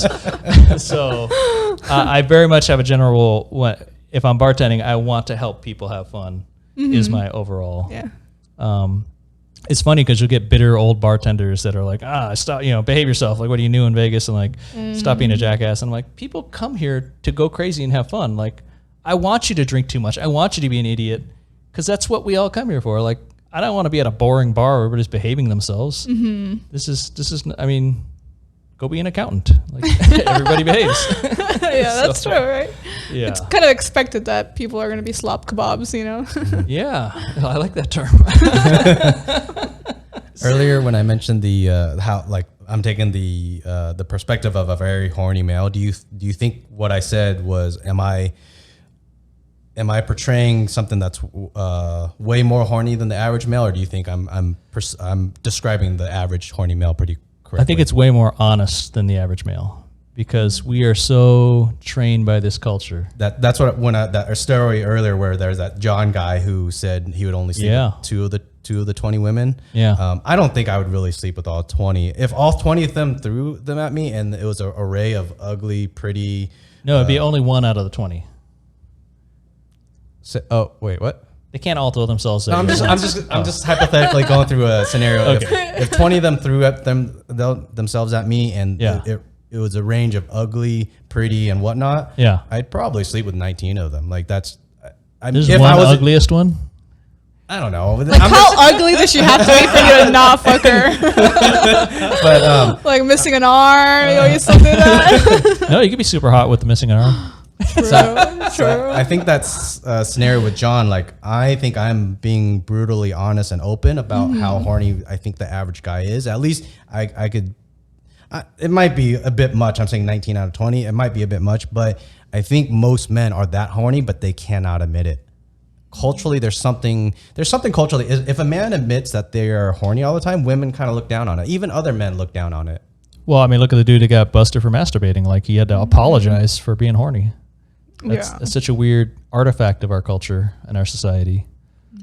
And when you get like powerful CEOs, Bill Clinton, the president who had some type of sexual relations with Monica Lewinsky. He did not have sexual relations with that woman. And then he has to be kicked out of the White House or something. Now, I understand if you're in a high position, get your shit together. They tried to impeach him, but that was politically motivated. Yeah, but we see that so much with high-ranking people, officials, or whatever, CEOs, where there's some type of sexual thing involved, and it's like, well, guys are gonna be guys. The crazy thing is that we're surprised and shocked. Yeah. Why does our population pretend that? Oh my God. Yeah. I can't believe it. Yeah. I mean, how many stories do you know personally about cheating? Oh my God, so many. Here's one quick funny one, and not with me, but you weren't the other woman. That was not the other woman, but my friend was. God, oh Jesus! Get it together, girl.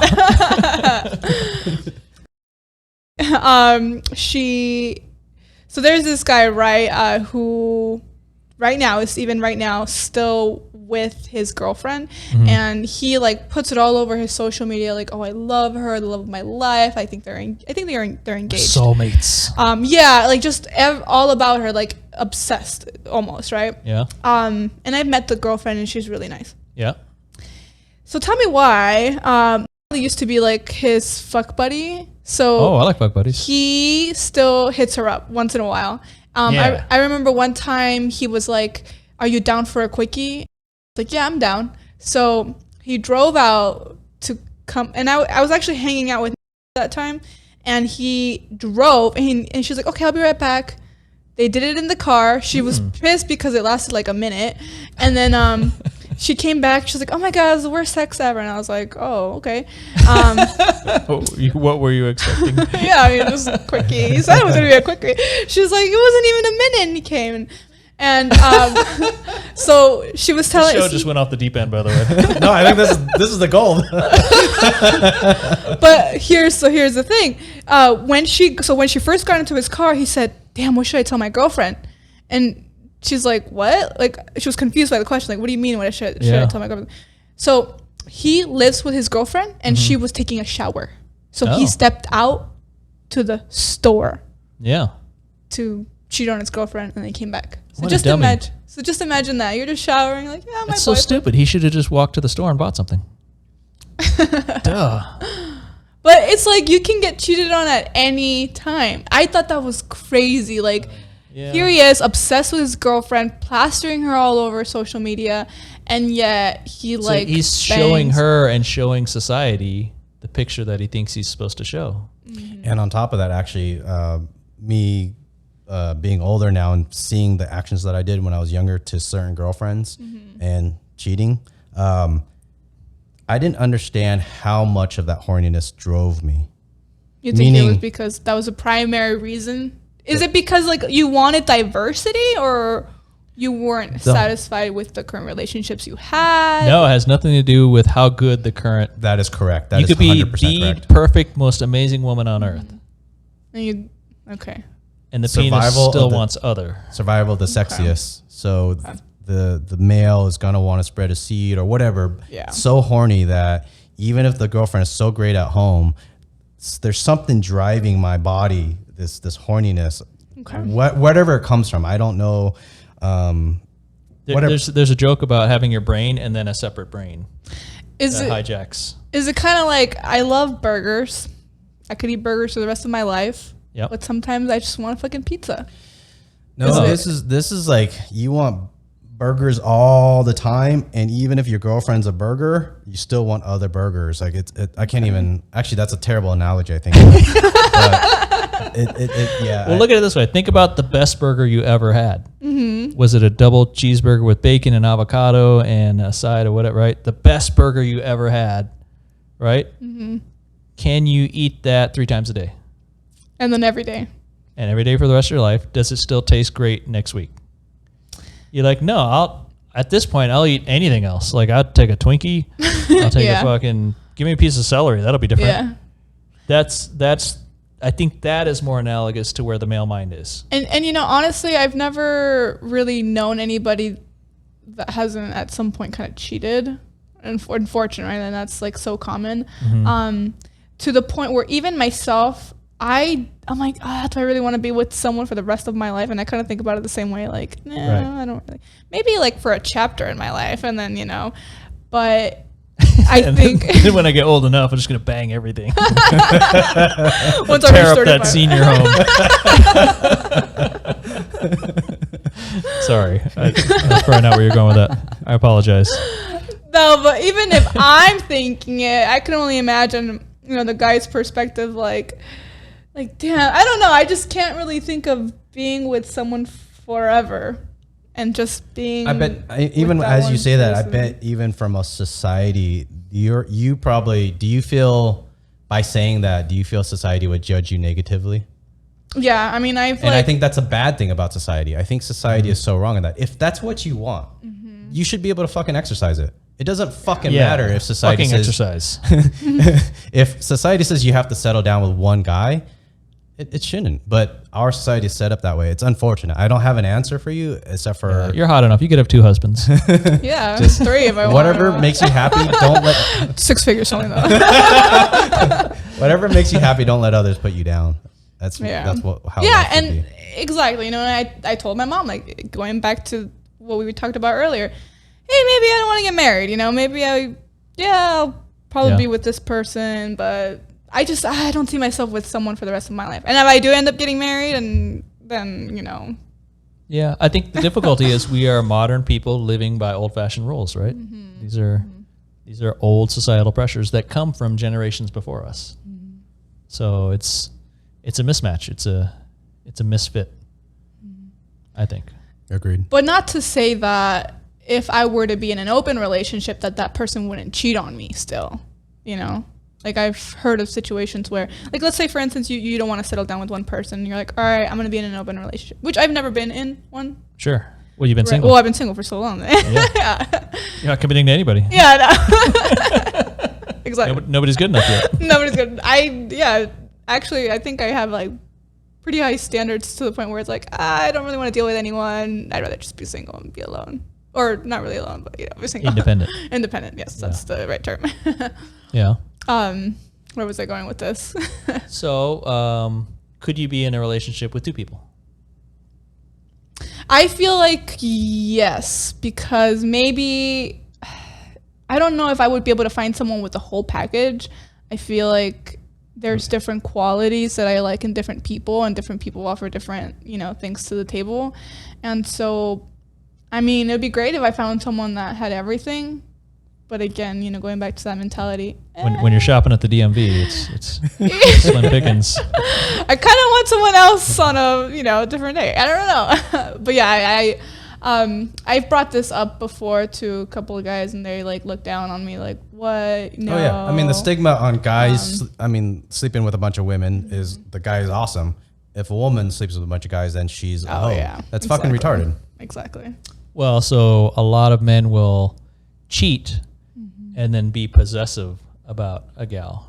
Oh yeah. Right. So it's a very double standard. Yeah, like they could cheat and they could do whatever they want, but the girlfriend has to be like. I think to be truly open and truly, I guess what makes it not cheating is if there's no lying, right? If it's just, you just tell each other what you're doing and everybody's okay. If it's just adults. If it's consensual. Yeah, if adults are doing what they want to do and everybody knows and nobody's unhappy, then. But then I think like feelings get involved. Like from a girl's perspective, let's just say, if I had a boyfriend and we were in an open relationship, and then if I see him consistently having sex with somebody else and he's like, oh no, it's just sex, I'd get really jealous.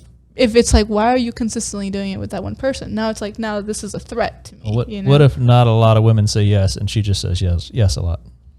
Damn, then that says something about me, because then I've, chosen someone that a lot of women are turning away. Well, you just picked a not tall guy.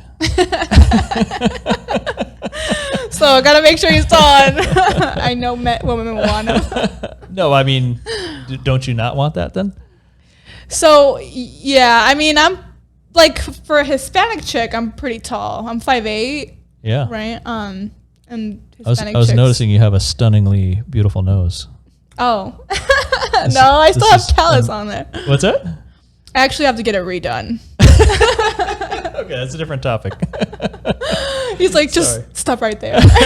Turn to the side. No, you're tall like a model. It's good. Yeah, like to sell the model. Yeah. Yes. No, she's tall. But I want to have a guy that's taller than me, because I've dated guys who were my height, but I felt very insecure. I was very insecure in that sense where I felt he was smaller than me. Like you want a guy that you can't beat up? Yeah, like. What if he's buff? No, because then they just look like, what's the word? Stocky. There you go. Like Mighty Mouse? Yeah. Mighty Mouse. Yeah. This is not wrong. This is what's in your head. Yeah, this is because you can't choose what you're attracted to. And the woman just naturally wants to feel smaller, and so if the guy's my height, if we're both the same height, then but preferably I would want him to be taller so I feel smaller. It's just that fits your romantic image. Yeah. I mean, he can't just be tall. He has to have 6 figures. Tall and rich. We're back to the start. Yeah. Nah, but you got to find me one. Yeah. Well, yeah. If anyone's watching and you want to talk to Gissel, let me know. I'll forward your contact. If you're tall and rich. Send your picture, your contact information, your email address, and then we'll filter you out. Yeah. All right, Emmett, do you want to or what do you guys want to talk about? Do you want to talk about IT stuff, real estate stuff, stocks? I want to know if Gissel can explain the cloud to us. The cloud? Yeah, you said the videos are on the cloud. That's what I just, for anything that gets captured into the world, I'm like, there's a cloud out there. It's like we're living in a fucking matrix. Oh, IT's boring. You know what? What I did want to talk about actually was a little bit of real estate. Now, particularly, these are questions for you, Emmett, because the experience that I had with buying my first place in general and buying my first place here just was such a shitty experience. Like the shittiest experience that I've it was crazy. So I wish I had known you back then. I know. I met you once I had finally closed, which, but so, just kind of like to start off the story, you guys know that I bought property in Vegas because it's cheaper here than California. I saw this as kind of like an investment opportunity to, if I don't end up living here, then I can just rent it out for some positive cash flow, right? Sure. And so, it's generally a good idea to want to own property. Yeah, exactly. And I can't do that in LA because you fucking go looking for the market and you're going to find a crack house for $300,000. That's really, you can get it for $300? Mm-hmm. Yeah. Down Bellflower? Down on Bellflower. That's by my hood, okay? Next to Torrance? No, like Compton or South Central. Okay. So yeah, I guess, that's a steal, Yeah, that sounds like a bargain for California. For California. But so anyway, so it's funny, when I was in the market to look for loans, I met this guy who was a mortgage officer, and he was the one leading his branch, right? Mm-hmm. When I first talked to him, he was on it. Like, he gave me the pre-approval letter on the spot. Yeah. Awesome. Now, I don't know how often this happens, but I don't know the whole process, All I know is that this is my first time buying. I'm out of state, and let's just say tomorrow is closing day. Right? Okay, we're skipping ahead. We're skipping everything, all right? He went from pre-approval to closing escrow day. Okay. So here's where the drama really begins. At the end, it's supposed to be ending, and it's supposed to be a happy ending at this point. Yeah, okay. Exactly. And then I'm like, So because I skipped through pretty much pre-approval to the end, I thought everything was going on track until, let's say tomorrow's my closing date. And I'm out of state. I'm in California. I already had bought furniture that I was going to move to here because, the condo I was buying was unfurnished. Yes. And I was living at home, so I didn't actually have furniture for myself. I bought furniture for that place. Anyways. Don't buy it on a credit card or store credit. No. Whatever you do. Buy it on OfferUp, where everything is much cheaper. Fine.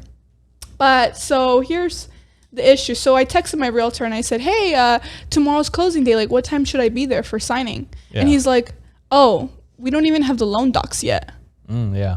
And I'm like, what do you mean? He's like, oh, yeah, we contact your mortgage officer. So I contact him, and then he's like, oh, yeah, we'll submit them tomorrow. But tomorrow's closing day. Like, I'm out of state. Don't I need to do this so that I can schedule a time to go there? I can't just be like, all right, drop everything, drive 4 or 5 hours to Vegas. So lo and behold, they didn't get it done. Right. I asked for an extension. They didn't get it done. The realtor didn't get the extension for you? The realtor got the extension for me for a whole week. Oh, I see. But the mortgage officer couldn't get it done. He kept saying, oh, we have everything ready for you. Nope. Yeah. And I released my funds for my earnest deposit, and they couldn't deliver the documents on time. And I sent these like really nasty emails telling them like, what the fuck? Like, whose fault is it? And they were trying to like say, oh, it's not our fault. Right. And they were just, trying to avoid the situation and whatnot. Anyways, I got the week extension. They said for sure they'll get it done. A week passed. They asked for another week. Yeah. And then at this point, they asked for more money, and I said no. So the condo fell through, and I lost it. So keep in mind that they've asked for 2 weeks of extension, right? Yeah. When that week came by, they were still not done. Yeah. So I was like, wow, okay, that's a bummer. Now I was like, all right, well, I'm back on the market. But this time I'm like, I'm going to use a whole new realtor. Did you lose your earnest money deposit on that? Okay. Yeah, I did. That's terrible. Yeah. So it's very hard to lose your earnest money deposit. And yeah. Well, that's the reason why I'm like really pissed off, because so then now this was at the time where the interest rates were really, really, really low, right?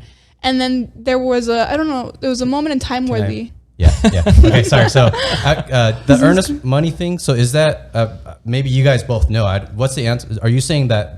I didn't want to interrupt the story. I didn't know if she's done yet. Are you done, or do you want to discuss? Or no, that's just like part one. Yeah.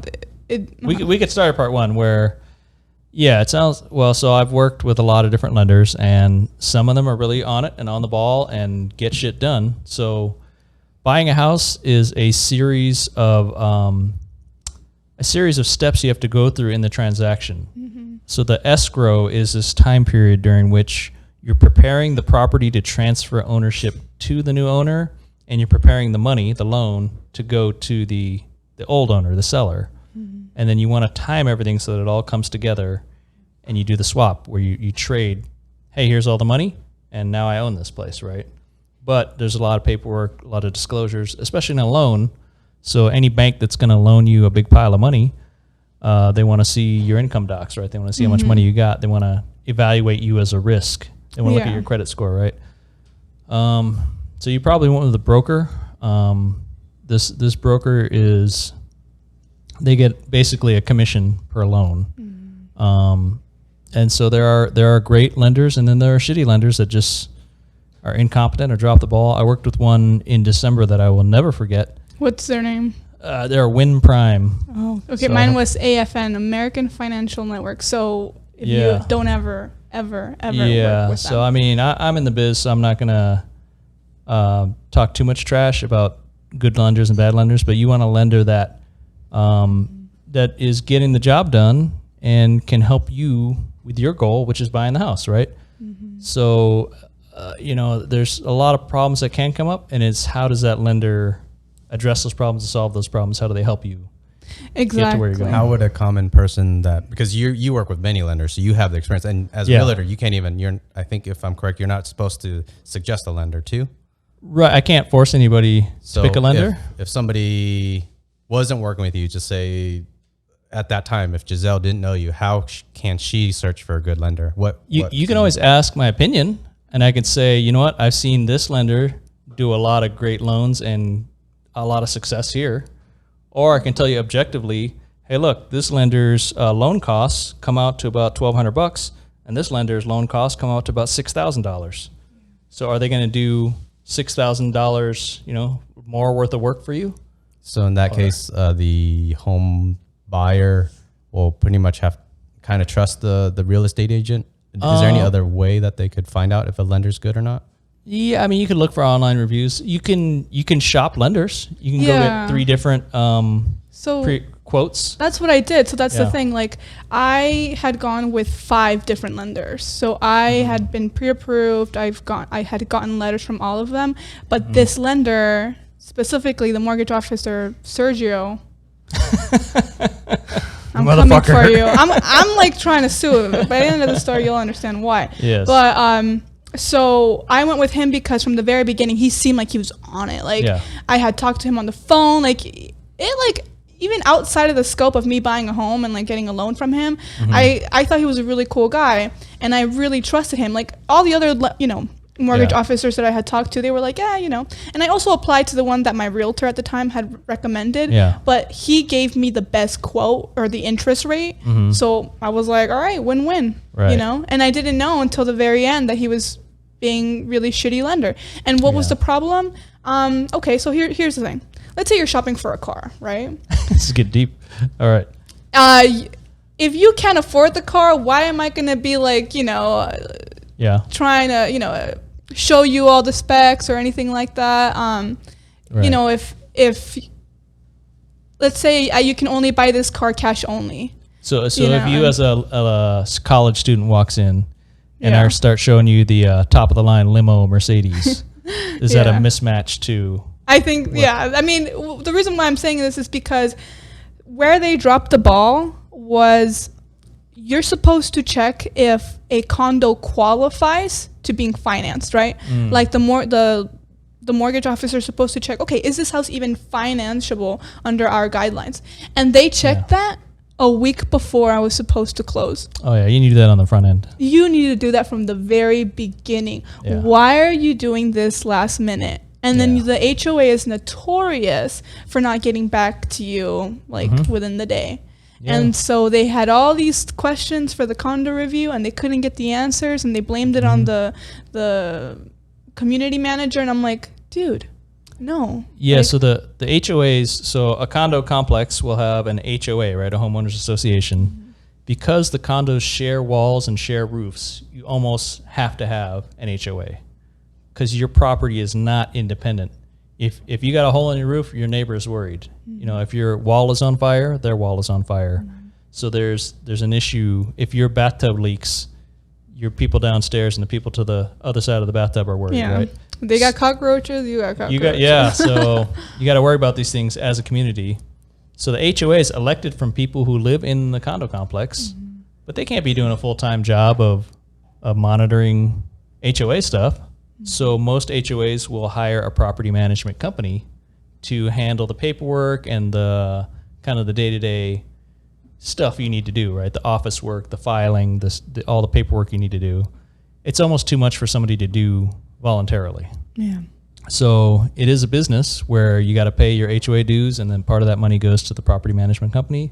When you're buying into a condo, there's some costs where you're going to have to pay on the front end, and that money goes to the property management company to provide something like an HOA cert or a condo cert, which says that, yes, we can do a loan.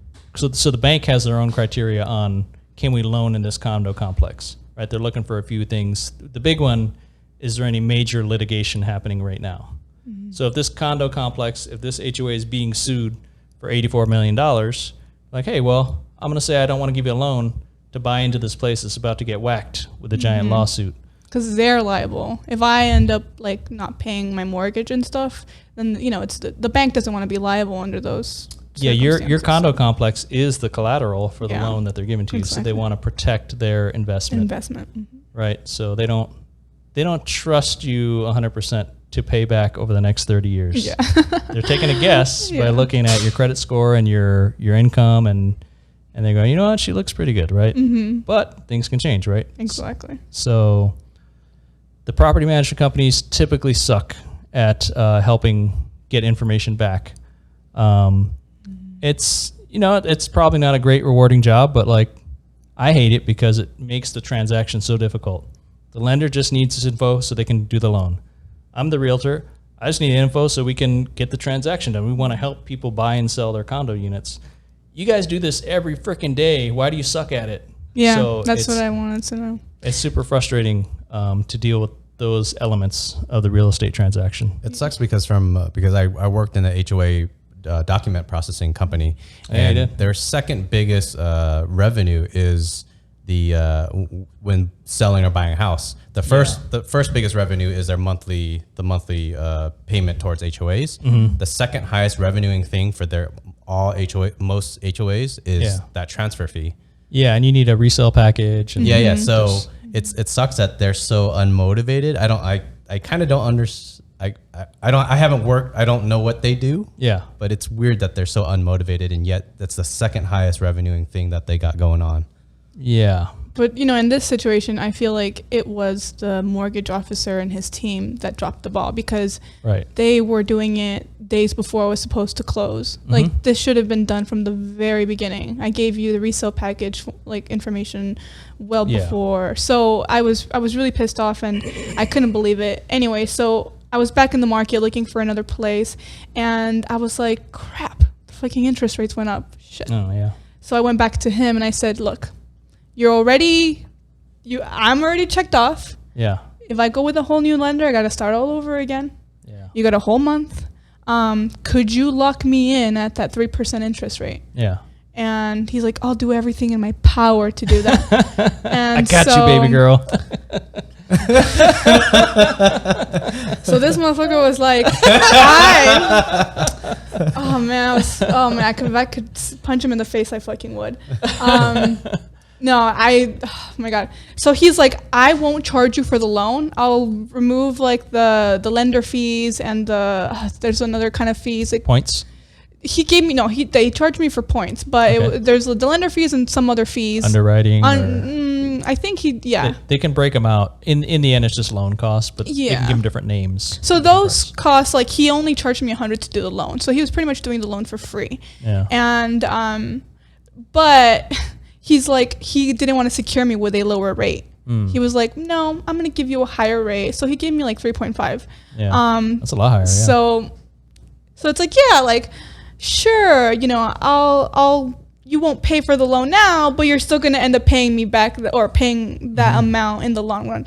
Right. And I had gone to another lender, and the lender was like, yeah, I'll give you 3%. Yeah. So, but the thing was, either I go with this new lender, 3%. So it kind of all balanced out. Either I pay, the loan fees and all the loan costs and I get a lower rate, or do I get a bigger rate and then get the discount on all the fees? So at the end of the day, I was like, it's gonna be faster if I go with him. I'd rather pay the extra $5,000 or whatever over the 30 years versus paying it now. So that was the worst mistake I fucking did, because this motherfucker couldn't close the loan again. you had a whole month. You Right. already We already did a trial run. Yeah, and then I had to get an extension again. Yeah. So So we're laughing, but to our viewers and our listeners, this is super painful. When you're just trying to buy a home, and all of this shenanigans on the loan is keeping you from your goal. Like buying a home is a big thing. It's stressful, and you're giving them all your paychecks, subs, and your bank balances and your documents, and you're like, hey man, I'm just trying to buy this place, and there's a really complicated process of paperwork and disclosures and contracts, and to have somebody that is supposed to be the expert screwing it up a second time, and you're talking several months of this now. I really feel for you. Like, we're laughing, but this is a painful story. It was very painful, because even like the first time when I was gonna close, I had rented a truck and I had already started moving all my stuff like in the furniture. So when he told me, oh, we don't have the loan documents yet, I was like, yeah, I have to return the truck. Like, you're kidding me, right? Where'd you keep all this furniture? And I was paying storage for it. So that's why I was like pissed off, dude. So, okay, so. Oh, I had a random question about storage. Yeah, right, where'd you move all this stuff? No. But like, and even on the second place, right? Yeah. I was trying to be on it. I was like, I don't trust this fool. So I'm going to be like, where are you? What's next? Where are you in the process? And he wasn't very reassuring. When the time to close for the second condo was coming up, he gave me an answer that was like, oh, we can't guarantee that we'll have the loan docs on time. Yeah. So I called his company. Yeah. Demanded to speak to his manager.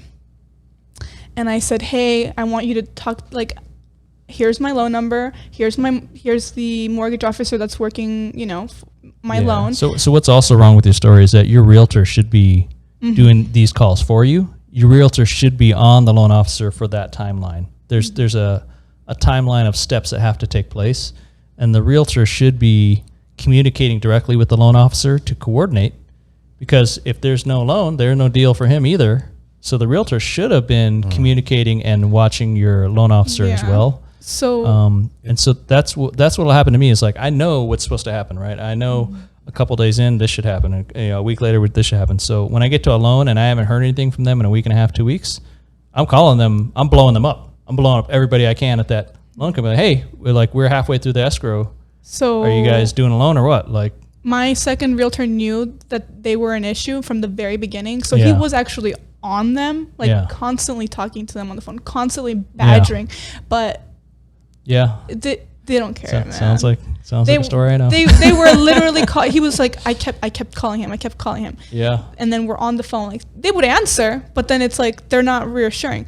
Even me putting pressure on them, I was like, hey, where is this at? Hey. Yeah. You can only tease people out. There was a transaction in December where my mission every day was wake up, call everybody I know at this lender to get them moving. And it's insane. It's like you're pulling teeth, really. Yeah.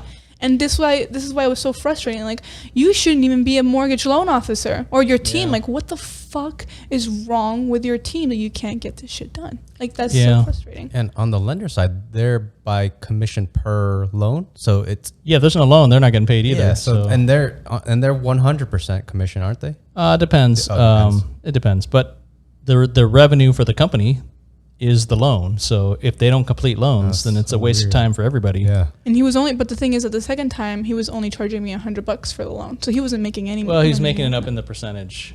So it's the difference between being a great salesperson and inspiring confidence, and then being good at getting the shit done.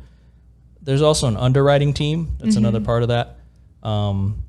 So you could have a great loan officer, but if his underwriting sucks and his closer sucks and his escrow coordinator sucks, it could be very difficult for him to get. I've had loan officers that were like, we send it off to underwriting. That's it. I don't have any other, like, I'm out of the loop now, and we just have to sit and wait. Like, you can't even call them.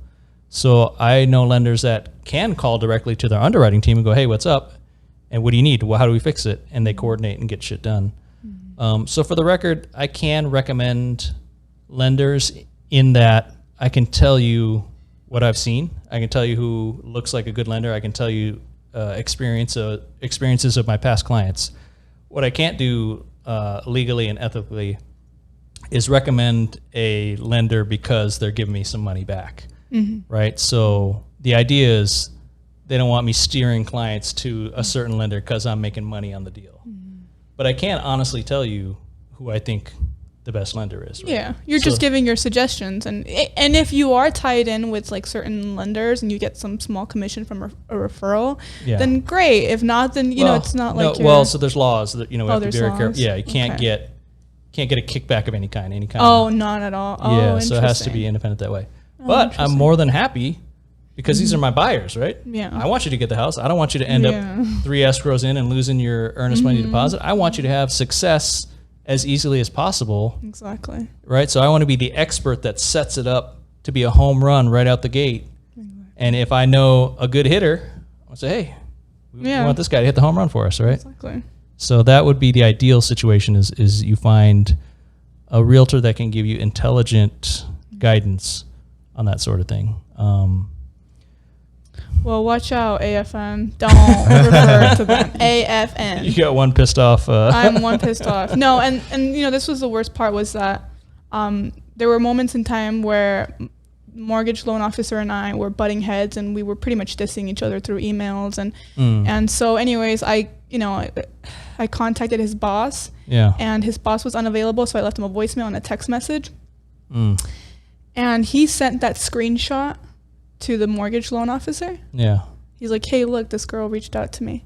Yeah. So then Sergio, my mortgage loan officer, he was like, what's this? I'm talking to your boss because I'm pissed off. That's why. And then he's like, I don't appreciate you going behind my back. Yeah. And he's like, I would tread lightly if I were you because I'm in charge of your loan and you don't want me just putting it out and throwing it out. I can just deny this loan right here, right now. And he was like, he was threatening me. He was legit threatening me. And he was like, yeah, that's my boss. He's not even above me. You come to me whenever you need things escalated, not my boss. I know who to talk to. I know the person next to the CEO. And he was like livid, man. He called me like 3 times when I was at work, and him and I like kind of dished each other out on the phone.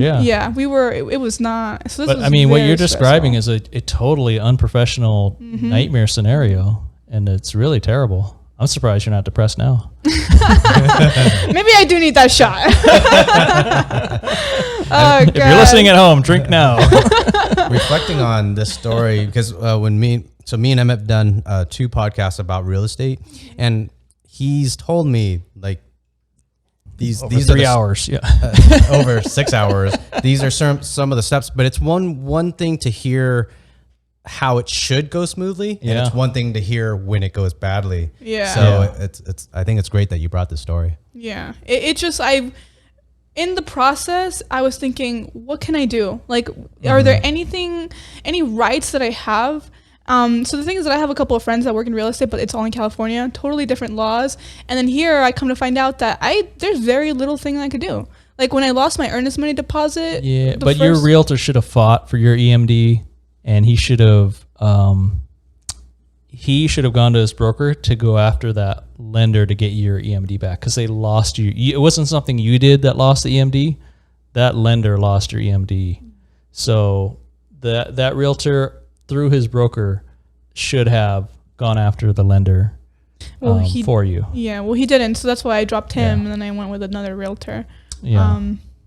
I feel bad for my new realtor, the one that ended up closing the deal, because the thing is that he was on it, and I mean, unfortunately, it was just a really, really, really shitty lender, and ultimately, after that confrontation that him and I had, me and Sergio, the mortgage, motherfucking Sergio, fucking pisses me off. Does anybody out there named Sergio? You're never gonna have a chance to date Gissel. I was looking into like, what the fuck can I do? Can I like revoke his license? Can I go to the BBB? Can I fucking sue him? Like, dude, I was about to go to the actual headquarters and like try and talk. Like, I was pissed at the time. Like, you have no idea how fucking pissed I was. Yeah. And so was it like $3,000 worth of EMD? It's $2,500. Okay, yeah. So in principle, that totally sucks. In reality, it's probably not worth going after the $2,000. No. In terms of like, me actually going the legal way and like suing him, Yeah. that would consume my money. It's just And your hatred and Yeah. your turn to the dark side. and then I'd be the next Darth Vader. No, but you know, the way the story ends is I hope it's good. so let's say tomorrow's closing day, right? Again, the second property. Okay. So they didn't have the loan docs on time again, so I had to ask for another extension. But this time I said, nope, I am not releasing any funds from my earnest money deposit. Right. And my realtor fought for that, and he got me the extension without me having to release funds. Mhm. Thank God. Yeah. All right, so now I have a full. Actually, I actually had a little bit more than a week. I got 10 days of an extension. And Sergio's team, again, was this close to asking for an extension. So Right. let's say tomorrow's my closing day, right? I was supposed to have someone come out to California so that I can do the Yeah. signing, but Sergio's team didn't finish the documents on time. So I couldn't have someone come to me and then rush the papers. They couldn't get a mobile notary to you Exactly. in time. So so on your final loan docs, you have to wet sign, which is signed literally with a pen. Yeah. A lot of the documents prior to that point, you can sign by email, right? They have DocuSign, DigiSign, AuthentiSign. Any of those are fine. But when you go to do your final loan docs and your final closing docs and your escrow docs, all of that's in a package that you sign because they want the notary to know that it's you. They don't want it to be some, random Ukrainian dude or Ugandan dude faking a transaction. Yeah. So the notary has to check your ID and say, this is Gissel, she's buying the place. Okay, right. And this is her signature. I'm witnessing her signature. But you have to get the docs all lined up and timed because you have to time this transaction too. And then the mobile notary has to get a copy of these docs over for you to sign. And then they got to FedEx it back to escrow in Vegas by 10 a.m. the next morning. Exactly. And he Yes. of course, he couldn't get them done on time. So at 11:30 p.m., they submitted the documents, or like the loan documents over to the escrow company.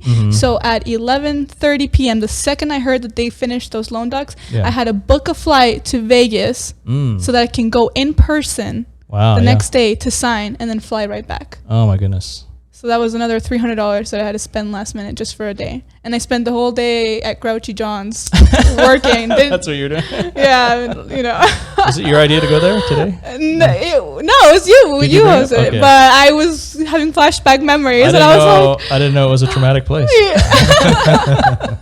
It's funny. Like, as soon as I finished signing, I was like, I can't believe I just had to book a flight because the loan officer couldn't get the document. And so that's, after that, oh my God, after that, the loan officer, so Sergio sends me a text message. He's like, yay, team. Good job. We finished this loan. Happy. I was like, are you fucking kidding me? Oh my God. So I haven't done anything since, but I don't know what to do. I honestly feel like, should I still write shitty reviews? Should I, Well, okay, so you got the property and you got your loan at 3.5%. And it's probably not a huge loan, right? It's not yeah, you're okay. It's just the principle. My realtor was like, let it go. And I was like, no, I don't want to let it go. Yeah. I think you're definitely entitled to terrible reviews anywhere and everywhere you want. Go to Yelp or LinkedIn or what, at the very least, you're sharing your experience and you're warning other people, hey, I had a terrible experience with this lender and this loan officer. There's nothing wrong with sharing that information. And it's funny because when I talked to the escrow lady when I was there doing my signing, she said, oh yeah, they do this all the time. We know that them. Lender? Like, they're very notorious for always turning things in very last minute. Yeah, that's crazy because for loan docs to get emailed over at 11:30 at night, ain't nobody sitting at the escrow office at 11:30 p.m. They go home at 5. They got normal office hours. Yeah, but so they were nice enough because they knew the situation had happened and they knew that I was already beyond my 1 week extension. Yeah. So everybody had left the office, but they were checking their email so that they can let me know, hey, the lender did actually submit the loan documents. Nice. Book your ticket, come to Vegas, sign. Otherwise, you're going to that's great. That's the escrow team going above and beyond. Yeah. So the title and escrow company did well. Yeah, ROC title. ROC? Yeah. That's who we used. But anyways, that Props. was my Shout out. super fun. Shout out. ROC title. This is Mad not respect. commission based. If you're excited to hear about title companies in Las Vegas, you came to the right podcast. Way to go. A tangent story. So your anger feels like my anger when I got scammed on a Bitcoin miner. I wanted to buy a Bitcoin miner about four years ago, and there was this website that looked exactly like the main the actual mining, the company that produces that mining unit. So this other company, they made it look legit to me. I didn't notice the difference, and I sent over cryptocurrency to pay for it. And then I lost the cryptocurrency. Granted, it was only $200. Yours was $2,500. But I tracked down that guy's bank, the bank that he was at. And then I emailed the bank, said, hey, this business is doing illegal scams. Please, if you can, send back money to me, which you probably won't, but please shut him down or something. Yeah. And I don't think it. They should report to the authorities then, wherever that bank's, wherever that bank is. Yeah. Even if it's a non-U.S. bank, there should be some authority that has jurisdiction. I probably should have maybe emailed, or maybe the local police department in that city, maybe just for the heck of it. They'd probably point you to FBI under some kind of, internet, Yeah. I don't know. I think FBI usually is the internet scam. Yeah. That sounds about right. Cause I think they have a cyber crimes department. I think we actually need to step that up in the U.S. We kind of accept that there's shady shit that goes on the internet, but in the end, it's thievery, right? It's scams and cheating and stealing, and why do we accept that on the internet in the way that we don't in real life? I think we need a stronger enforcement of our internet, because the internet is such a big part of our lives now. It lives on our cell phones in our pockets, and it's tied to all of our finances and all of our information. This is more than we ever had pre-internet. Pre-internet, you carried around this cardboard Social Security card, and have you ever seen an old license, they're not even laminated? No. But the volume of documentation and financial activity and passwords and access to everything you do is so ingrained in the internet in such a short time that I think we need stronger protection there. I think we need, I get it, it's new, but it ain't that new. It's been around a couple decades now. Let's get with the program. I want to say there are federal laws in place that make it a federal crime. But like you're saying, though, it seems like it's not enforced enough, or the scammers get away so easily, which... Yeah. I mean, I get scam emails in my Yahoo box pretty frequently, and they're not very sophisticated, so I'm pretty good at catching them. But I could see how an older person could fall for it. Yeah, my dad. And it's a lot of them are cookie cutter, and it's man, can't you find these by now? Can't you notice when somebody's pretending to be Yahoo and their website address is some other weird garbage? Some are really sophisticated. So I've got some from work. I don't click on them because obviously we've received training on how to watch out for these emails, because sometimes it'll be they'll design the email to look like the company email. And so when I went through this training with my company, they said, watch out, because don't click any links. Don't, go, if it's a document or attached document, don't open it.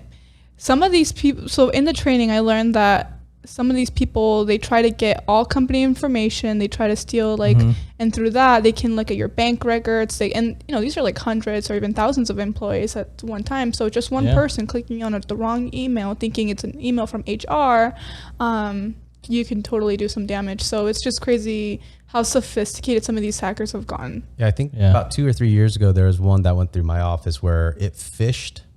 It phished the address of the from person A to person B, and person it's usually first initial, last name at the company address. It somehow spoofed person A's address and sent it to person B. And person B had no, because they're looking at the from address, and it says from person A and it spoofed it, and we sure enough had one person click on it, and it's so. What happened? On that one, was it Al? No, I'm kidding. I love you, Al. I think that we had an outsourced IT team, and luckily they were ahead of it. Luckily, so they caught it. But I mean, if it wasn't for that outsourced team, it could have easily got in that. The hackers could have got into the contacts and the information on that other computer. Yeah, a tip for all of our viewers and listeners, you want to be suspicious of every email. And one of the easiest things you can do on most computers, if you hover over any link or address or who the sender is, if you hover the mouse over it, I think on the bottom left, it'll show you the actual website that it's linking to. Yeah. So when you see that bottom website and it looks totally sketchy. For example, if the link says something like Amazon.com, but then verify your account here. Yeah, and then if you hover over that to verify your Amazon account, if you hover over it on the bottom left, you may notice it'll say Amazon.hacker.com. Yeah, so I see a lot of .weebly. Yeah, I don't think there's anything wrong with Weebly, but a lot of scammy people are making fake websites or whatever through. Yeah, and so in that scenario, if it was Amazon.weebly.com, a lot of people don't know that the important part is that Weebly.com when it's right next to the .com. The Amazon is a sub. In that case, Amazon.weebly.com. Amazon is a subdomain of Weebly, so Weebly controls that. So they're using an address that looks like Amazon. Okay. Yeah, you got to read that address pretty suspiciously with a very questioning eye. Yeah. Yeah, some of these people though, they really design, to your point, like websites to replicate almost the like perfect thing. I remember one time my cousin on Facebook sent me like this message saying, "Hey, like Ray-Bans is having this like super neat discount, like 2 for the price of 1." And sure enough, like I go on there and the whole website like looks legit. Oh, yeah. And I bought so I'm at the checkout and I'm like putting my info in. Yeah. Error. Putting my info in error. I tried maybe like 5 times. I'm not gonna lie. You're trying to give me your money. Here, take it, please. And then I realized, oh my god, this is a scam. Yeah, I mean. So luckily, technical error on their end saved you. Yeah, or maybe they got shut down or but something. I told my bank and they avoided any charges. But I have like bought stuff off of a website and then I never actually got the product. And it's funny because I saw an ad, it was on Facebook, so I saw the ad like, hey, get these like really neat leather jackets. And this was right when COVID had happened, so a lot of companies were going under and they were doing like a massive sell-off. Yeah. And in the comments you see people, oh yeah, the medium looks really good on me. And I was like, oh damn, it's gonna look good on me too. I like good looking jackets. Yeah. And I was like, oh damn, that's pretty nice. Like $500 jackets that were discounted to $250, and I was like, hell yeah, and I bought 2, so it's $500. They might have got me with a Michael Jackson jacket if they had one of those. I would have been a sucker. Take my money, please. And then you don't get your Michael Jackson jacket. You're just waiting for it, like, when is it gonna ship? But I got my money back through PayPal. Luckily, they were good about it. But it happens a lot. It sucks. It really does suck. Okay, let's get into the final questions. Are we running out of time? Yeah. Ooh, okay. What great daily habits do you have? Okay. So Masturbation. See, that's a guy's perspective. I don't know, drink a lot of water and take walks. Walks. I mean, it's like, odd as that sounds, if you like take a break and even like 15 minutes, I used to do this at work. I haven't done that so much recently now because I've just been so busy at work. But you're fine. I do like taking, I don't know, it's just nice. Like you think about just, you're out in nature and I really enjoy that. Yeah, totally. The walks is a huge thing. I think even a bunch of research has shown if you do a brisk walk, like a little bit fast, that's basically as good as running. Power walk? A power walk is the health benefits from it is just almost as good as running. Walk like you need to get to the bathroom and you don't have enough time to get there. Yeah, it looks weird. Oh my God. Why is it that when you're like this close to the toilet that you're like really gonna shit your pants? Oh man, you're like holding it in. Yeah. No, we're in a nation that struggles with like diabetes and high cholesterol and obesity. So that's why you gotta drink a lot of water. Yeah, water and walking are great. For your mental and physical health. Yeah. All right, next question. Unless you want to expand anything else on that last question. No, just, it's very simple. And I mean, yeah. Okay. All right, next question. What do you know or think of cryptocurrency? See, so that's like actually a topic that I had kind of, wanted to talk about. Sure. So I loves talking about cryptocurrency. Yeah. I know it's such a popular thing, and He's to be getting crypto honest, boner right now. he's like crypto. He's like, It's tell the me all one the thing that will questions. distract him from sex. No. So I heard that it tanked, right? So it's been super popular this whole year since COVID happened. I felt like it peaked and then it died and then now it's back.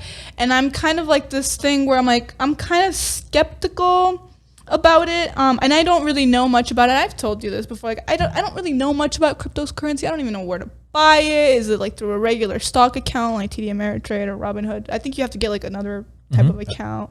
You're not wrong. I don't know how it works. So, and I would be very interested because, if there's money to be made in this industry and if that's really where the future is going, then let me get in it now because, 10, 20, 30 years from now, I'm going to look back and I'm going to be like, oh my God, I was such an idiot because everyone said buy, buy, buy. And I thought, no, there's just too much, there's a big fuss about it and So I'm not a financial advisor. This is not financial advice. This is for educational purposes only. Yes, you should buy. Right now, These are the opinions only. So we had a market cap that reached that peak, I think, at 2.4 trillion, I think, and it's down to 1.5 trillion right now. So we had almost a 50% drop. that's what So my non-financial advice is, it could drop another 20%, 30%, but it's dropped so much that I think there's so much cryptocurrency is here to stay. I think is it down? Is it down right now still? It went from 2.7 down to 1.5 trillion. Okay. So it's pretty far down. Cryptocurrency, the genie's out of the bottle. It's staying. And the future of it looks so bright. You got Ethereum 2.0 coming out in a year maybe. And I think that's going to supercharge the cryptocurrency ecosystem. I theorize. I could be wrong, but Ethereum 2.0 looks freaking amazing. There's other ones, competitors like Cardano and other stuff. We could get into it later if you want to talk about it, but they could be competitors to Ethereum 2.0. But right now, if I had to pick only one, it would be Ethereum 2.0. So how does it work? So, if you were to put it in the most... You've already gone too deep. Let's go back up to basic level. I'm like, what is cryptocurrency? So do you want to, maybe the first question is where to go buy. So just like Coinbase or Gemini or Coinbase.com or Gemini.com. Get an app on your phone. Okay. Or you can look for the app.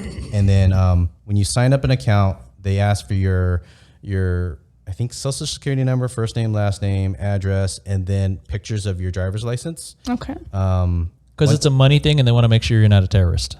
Oh. And on top of that, they're both Interesting. the US dollar portion. So when you put in say you put in $1,000 and you haven't bought, say you put in $1,000, you haven't bought Ethereum on Coinbase. That, as far as I understand, that $1,000 is FDIC. It's like a bank. It's actually it's a bank account. FDIC insured. So you put in $1,000 and then you could buy Ethereum and then you'll hold Ethereum. So that's probably the easiest one, Coinbase or Gemini. Okay. Buy and hold on there. Buy and hold. Once you get depends on your comfort level. To me, I consider $10,000 quite a bit of money. At about $1,000. Yeah. At about 10K is like, okay, yeah.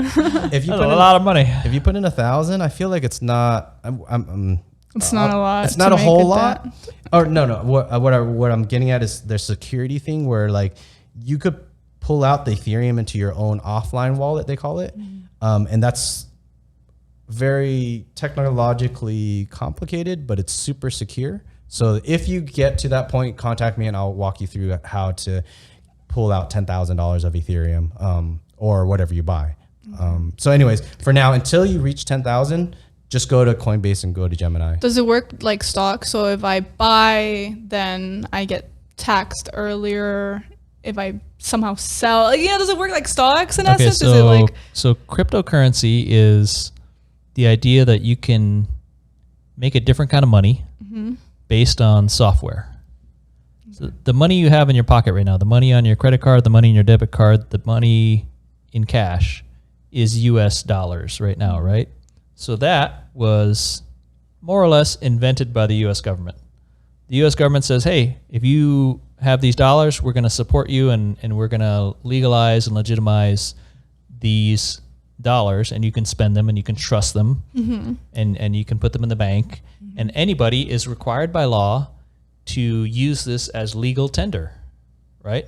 So if that's your understanding of money, then there are other kinds of money too, right?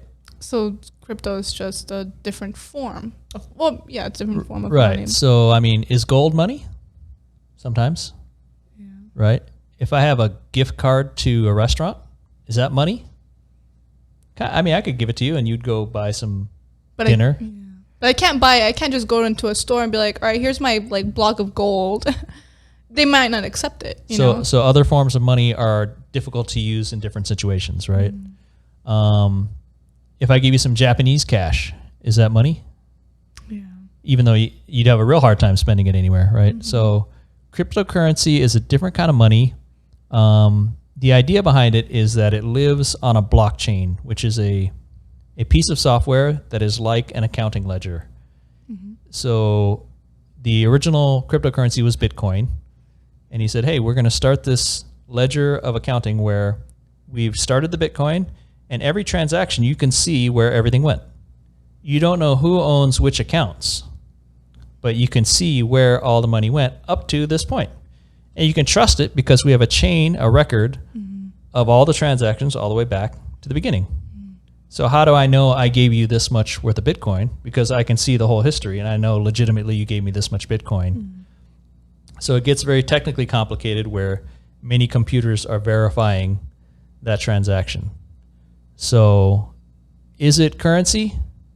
To me, yes, because you can spend it. You can go buy stuff with cryptocurrency. Not everywhere, not in every situation. You have to find situations where you can spend cryptocurrency. But if you had enough Bitcoin, could you buy a house? You could buy a Tesla. I think I just saw on the news today they were going to accept Bitcoin again. So if I can buy a Tesla with it, is that real money? Sounds like money to me, right? Yeah. The IRS wants to tax you on it. And I think that's where they were like, that's why it dropped, right? I heard that there's regulations now and something about China. I don't know. Yeah. I mean, so there's always news that impacts it, and how people choose to react to that news is up to the public. But to me, if the IRS wants to tax it, that tells me it's money. Yeah. Right? So if you sell your house and you make money in a certain way, they want to tax you on it. Oh, yeah. They're going to take their share for sure. Right. So there is currency that you can spend to buy stuff with.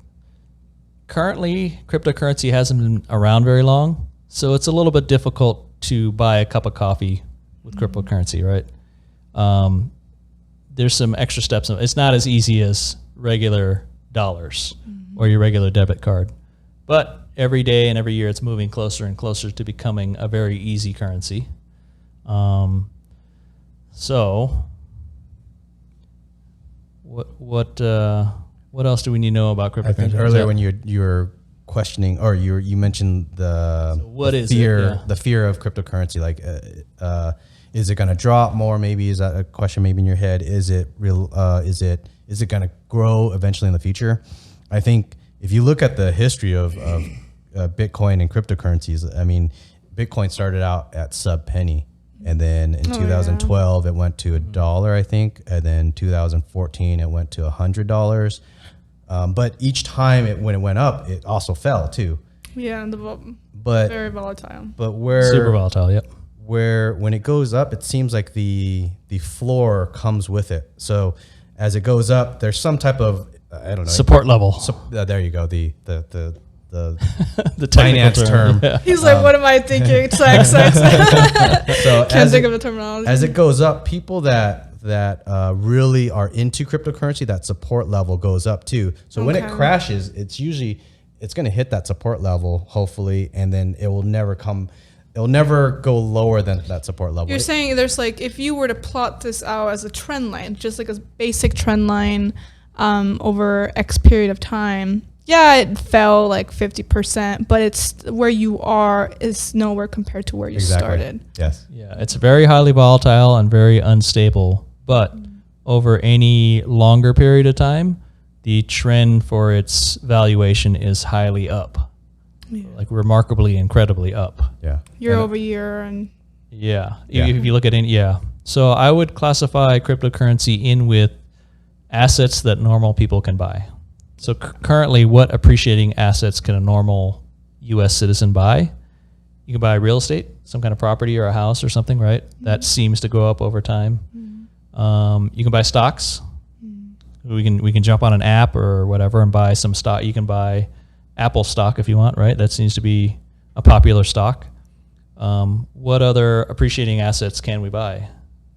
Well, definitely not cars. Those depreciate, So very much in value. The second you drive it out. Yeah. I mean, property, stocks. I mean, pretty much that's. So in my experience, it looks like cryptocurrency you can also buy, even if you only got $10 or you got $100 or $1,000, you can buy some amount of cryptocurrency. You don't need the whole amount of one Bitcoin. You can buy a portion. How much is that, like, for one Bitcoin? 38,000. I might be wrong. Somewhere around. 38 sounds right. Yeah. Last so you don't year need. was like 17,000. I was looking at it. Yeah, but actually, no. I think it was lower. I think it was. Anyways, it doesn't matter. I think it was lower than that. Yeah. So if you could go back in time and buy Apple stock 5 years ago, would you buy it?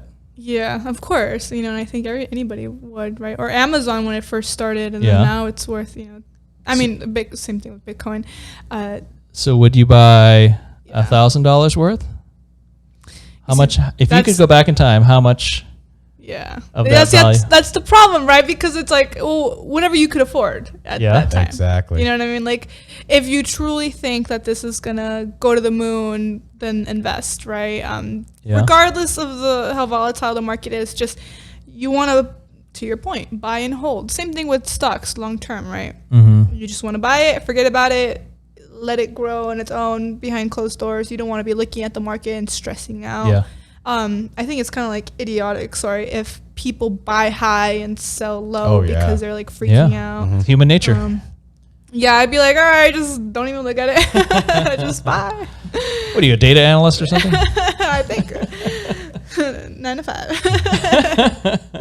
So if you can buy it and hold it, that seems to be pretty smart because over time it appears to be like growing. It's going to be going that but direction. I would say additionally, it seems to be growing a lot faster than stocks or real estate. Yeah.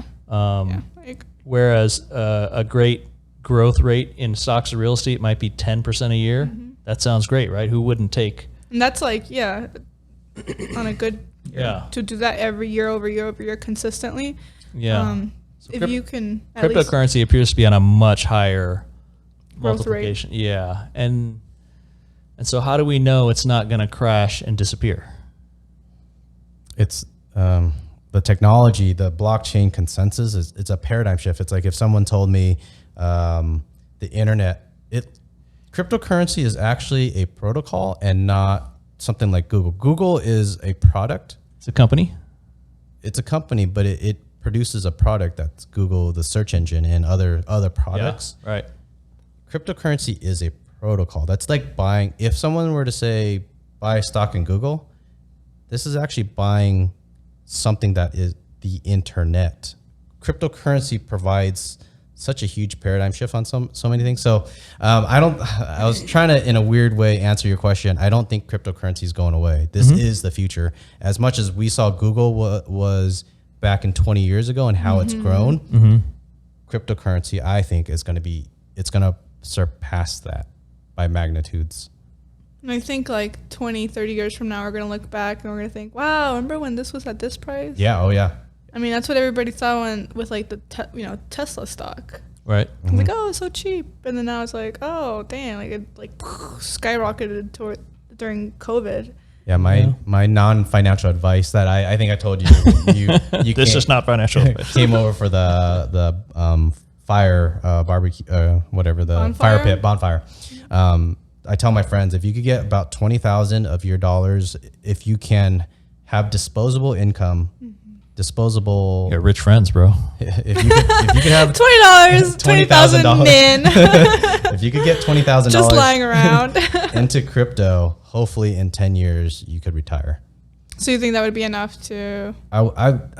It's my guess, because the way that I've seen it grow, I mean, you could every point for the last 12 years, look at any time, put in $20,000 almost at any given time, and then look at 5 to 10 years later, even 5 years, you could look, holy shit, it's growing to shit. So I think you have an advantage being a data analyst, that you could go look all this info up and look backwards into the history of it. How would I export the data? Through what? I think go to either the one I like to use is CoinGecko, CoinGecko.com. Most of those sites, so CoinGecko, CoinMarketCap, Live Coin Watch, all those have an export to Excel feature. Oh wow! Yeah. And like, is it like a daily, you can see the historical data on a daily basis, or is it like how is it being like tracked? it's a lot of graphs. I want to say it's either I need the raw data. honestly it's either weekly or daily, so it's pretty granular. Oh wow! Yeah. Okay, you can do like some trends, Oh, yeah, year growth, Mm-hmm. form of Yeah. That's crazy. Yeah, you could look at the data yourself, and it'd be shocking because you could just go back at any point and go, what if I had bought $1,000 a year ago? What if I had bought $1,000 worth 3 years ago? Yeah. It's a very easy Yeah. game to play. Yeah. Easy thing to check. Yeah. Well, I mean, I just have to get myself informed, but that is something that, I wanted to invest. And initially, I remember I was like, I don't really know much about it to know, but it's like, damn, everybody's talking about it. It's like, shit, maybe I should just get into the game before like the bus passes me, and then I look back and I'm like, wow, what an idiot. I didn't buy, and now I just don't want to live in the life of regrets, right? Yeah. Like I want to buy in early, and If you have $1,000, I would put in, and then that will force you to pay attention to it. 'Cause that's not a make it or break it amount. Like if you got an extra 1,000, that's something that you can. It's a sizable investment to force you to pay attention to it and take it seriously, right? Yeah. So you could put that in. Like Liem is saying, Ethereum is probably the safest bet right now. So in cryptocurrencies, there's lots of different cryptocurrencies, and I think I tend to think of it as a horse race. Which horse is gonna win? Right now it looks like Ethereum might be the strongest horse. Bitcoin was the first one out the gate, so a lot of people know Bitcoin because it was the OG original coin. But it looks like Ethereum is a much stronger horse. okay. So down the stretch, might be the one that runs away with the whole race. Yeah. Okay. Yeah. Yeah. Just because you started in the game early. Well, the thing that's scary is if you're the first one in the game, you have most of the market share. So. But the chances that someone's held that long, it's virtually most humans have sold out. I think the number is so low. Okay. Yeah. So there's a lot of trading. Yeah. Okay. Yeah. Same topic or different topic? New topic. What's the biggest problem for humans? What should they do to fix it? Shoot. I mean, there's just a lot of shit wrong with this planet, world. I mean, there's just so much stuff. I mean, one thing that I hate, honestly, like plastics, I'm really anti-plastic, and I drink water bottles. Water off. But I think we really are trashing this planet, and we're not really taking into consideration everything that's going on. And I don't know, like it's surprising how much shit we do that has plastic in it, and it's so disposable. You go to a restaurant, they give it to you in a bag, they have the fork and the plastic, and then all this it's gonna end up in a landfill. I've done a couple of like beach cleanups, because I'm from Santa Barbara. It's just really shitty, and it's just like I remember the last time I was in Huntington Beach, And I don't know. It's just, that's jacked up. There's a lot of stuff that's jacked up here, you know, but I think we have to do something about it, you know, like some way to make plastic a little bit more, I don't know. Is plastic bad because it's made from petroleum? No, I think it's bad because it doesn't decompose. Okay, so we need biodegradable plastic substitutes. Exactly. Okay. And there's already so much out there. You're just throwing more and more and more in there, and it's not going away. And then if you burn it, then you're just increasing like the carbon dioxide into the air. Yeah. There's really no, and the thing is that we use it so much. Like, okay, even consider like this room, like everything plastic, you know, and metal. This one's plastic, I think. Acrylic? Yeah. No, but just a lot of things, you know. I don't know. There's a lot of other stuff that. Okay, fuck plastic. That's a good answer. I haven't heard that one yet. We have that interview with Plastic Chicks. Oh yeah, are they plastic industry? So we have a conversation with two ladies that work for the plastic industry, and they're trying to spread awareness. They're trying to spread awareness that plastic is good. So I think that's something that me and Emmett are gonna kind of ask him what really. I'll play Gissel and be like, "Fuck plastic." Yeah, there you go. It's like, tell me these lies, man. They're trying to feed you stuff. So I mean, it's their industry. It's just. I mean, would our modern hospitals work without plastics? It's a lot of stuff's made from plastic. A lot of the tools that we use. It's just the way we're using it. I think, you know. There's right. So you can make recyclable plastics, right? Yeah, they but have biodegradable plastics. But I don't know to the level of usage that we're so used to. I think like out of all the stuff that gets recycled, only a small portion actually gets like reused. Oh yeah, definitely. Yep. Yeah. So we're not very effective in the way we're, you know, treating our trash and just. Yeah, it's easy to say the right thing. Yeah. It's harder to do it. Exactly. And, you know, I think more and more, I mean, we feel, you know, we're just trashing this planet. So even right now, you guys are saying, oh, in 50 years, I'm like, shit, well, what the fuck's are we going to be here in 50 years? Yeah. It's a shit show, really. I agree with you. Next depressing question. Think of at least two friends that should do this conversation. Call them out. What? I know, right? I'm trying to think. Apparently, yeah. Come explain your cheating, girl. No, her and I actually don't talk anymore. Oh, lordy. Yeah, but she would have been an interesting one to talk to. I think she has a lot of ratchet stuff. Did you guys have beef or what happened? Yeah, so pretty much what happened was I got my nose done, and so she's a news reporter for Univision. Oh, that story. Okay. Yeah. Okay. So she's a news reporter, and you know, she is based off of Fresno. Who the fuck do I know in Fresno? I don't know nobody in Fresno. Fresno so I was rocks. like, yeah, use my beat up photos, my before, you know, like.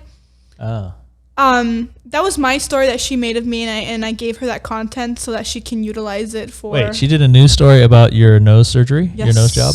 Yes. Okay. I even went so far as to get my plastic surgeon to do an interview with her, and he's like this Beverly Hills, you know, top-rated plastic surgeon. So, I just told her, hey, like, just don't share this story. Don't put it on your personal social media where like all our friends are on there. Like, I'm fine with telling people that I got my nose done. Like random strangers is fine. Yeah, but like I just don't want people from our college to like just be scrolling through your nose feed and then seeing my busted ass face. Like, you know what I mean? Your before picture? Yeah, my before photos. Like nobody wants to see like, you know. So I just like in my mind I told her, hey, look, Fresno, like nobody fucking lives in Fresno. The middle of nowhere. Sorry. You're not making any friends in Fresno. But seriously, like, who the fuck wants to live in Fresno?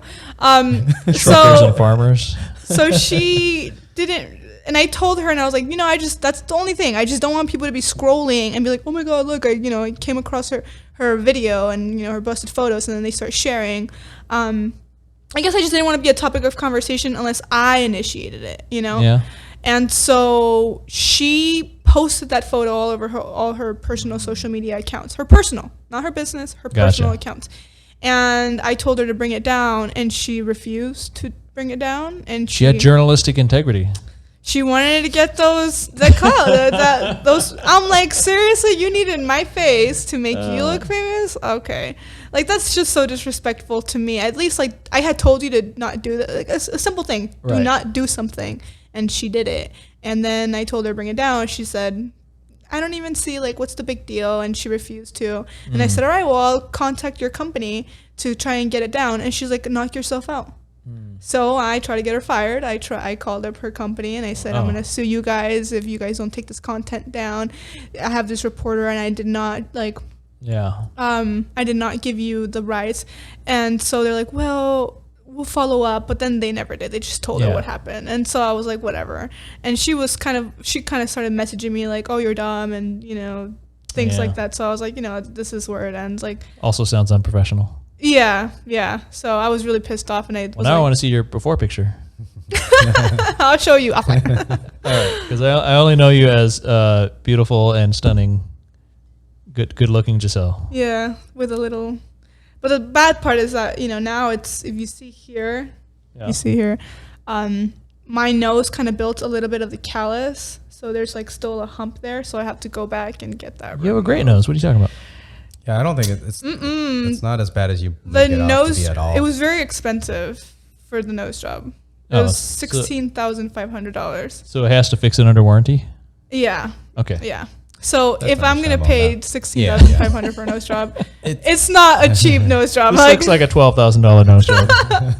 Looks like a $5,000 one. So I'm like, fuck! Now I gotta go under the knife again. But yeah.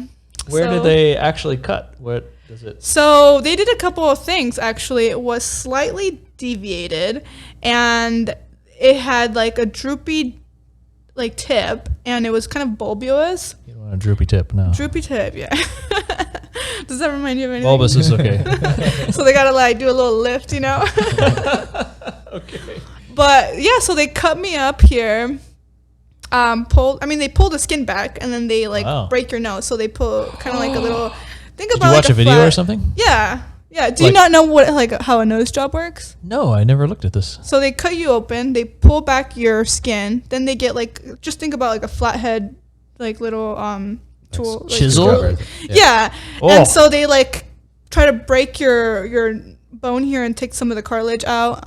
So they like a hammer, really. They jam into your nose.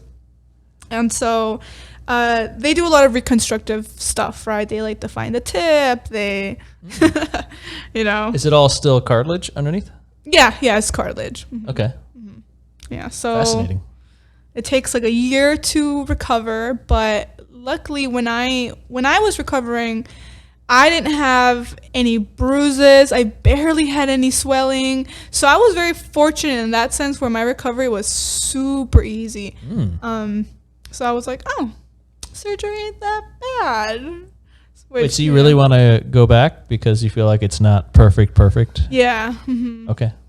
Yeah. So because something grew out, which is, that cartilage, and it's only on one side. Do you see a hole here? You're stretching your skin right now. You can't so you can see because... Yeah, stop doing that.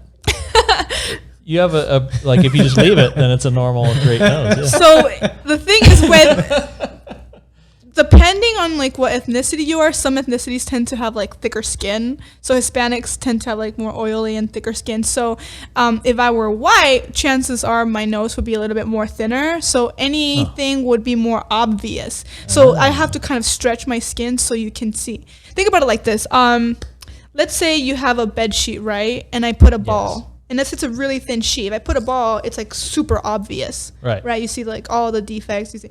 But if it was a big duvet or comforter, and I put the ball, it's kind of a slight hump. So you have a thick comforter. Yeah, I have a thick comforter nose. Mm-hmm. But then we can't see the ball. Exactly. But it's still better than what if I didn't have it done, Yeah. So it's good now. Yeah, but it could be better. But you want to remove the ball even if nobody can see it. I can see it. And I paid a lot of money for it, so fuck this. I'm getting it done again. Okay, gotcha. Just gotta wait until All it right. settles more. But Okay. Well, the audience is gonna say that you have a great nose, I'm sure. they'll be like, "What do you mean?" And this is what, 4K? Yes.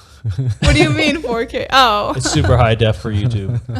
So if you face the camera, they'll be able to see every pore. damn it.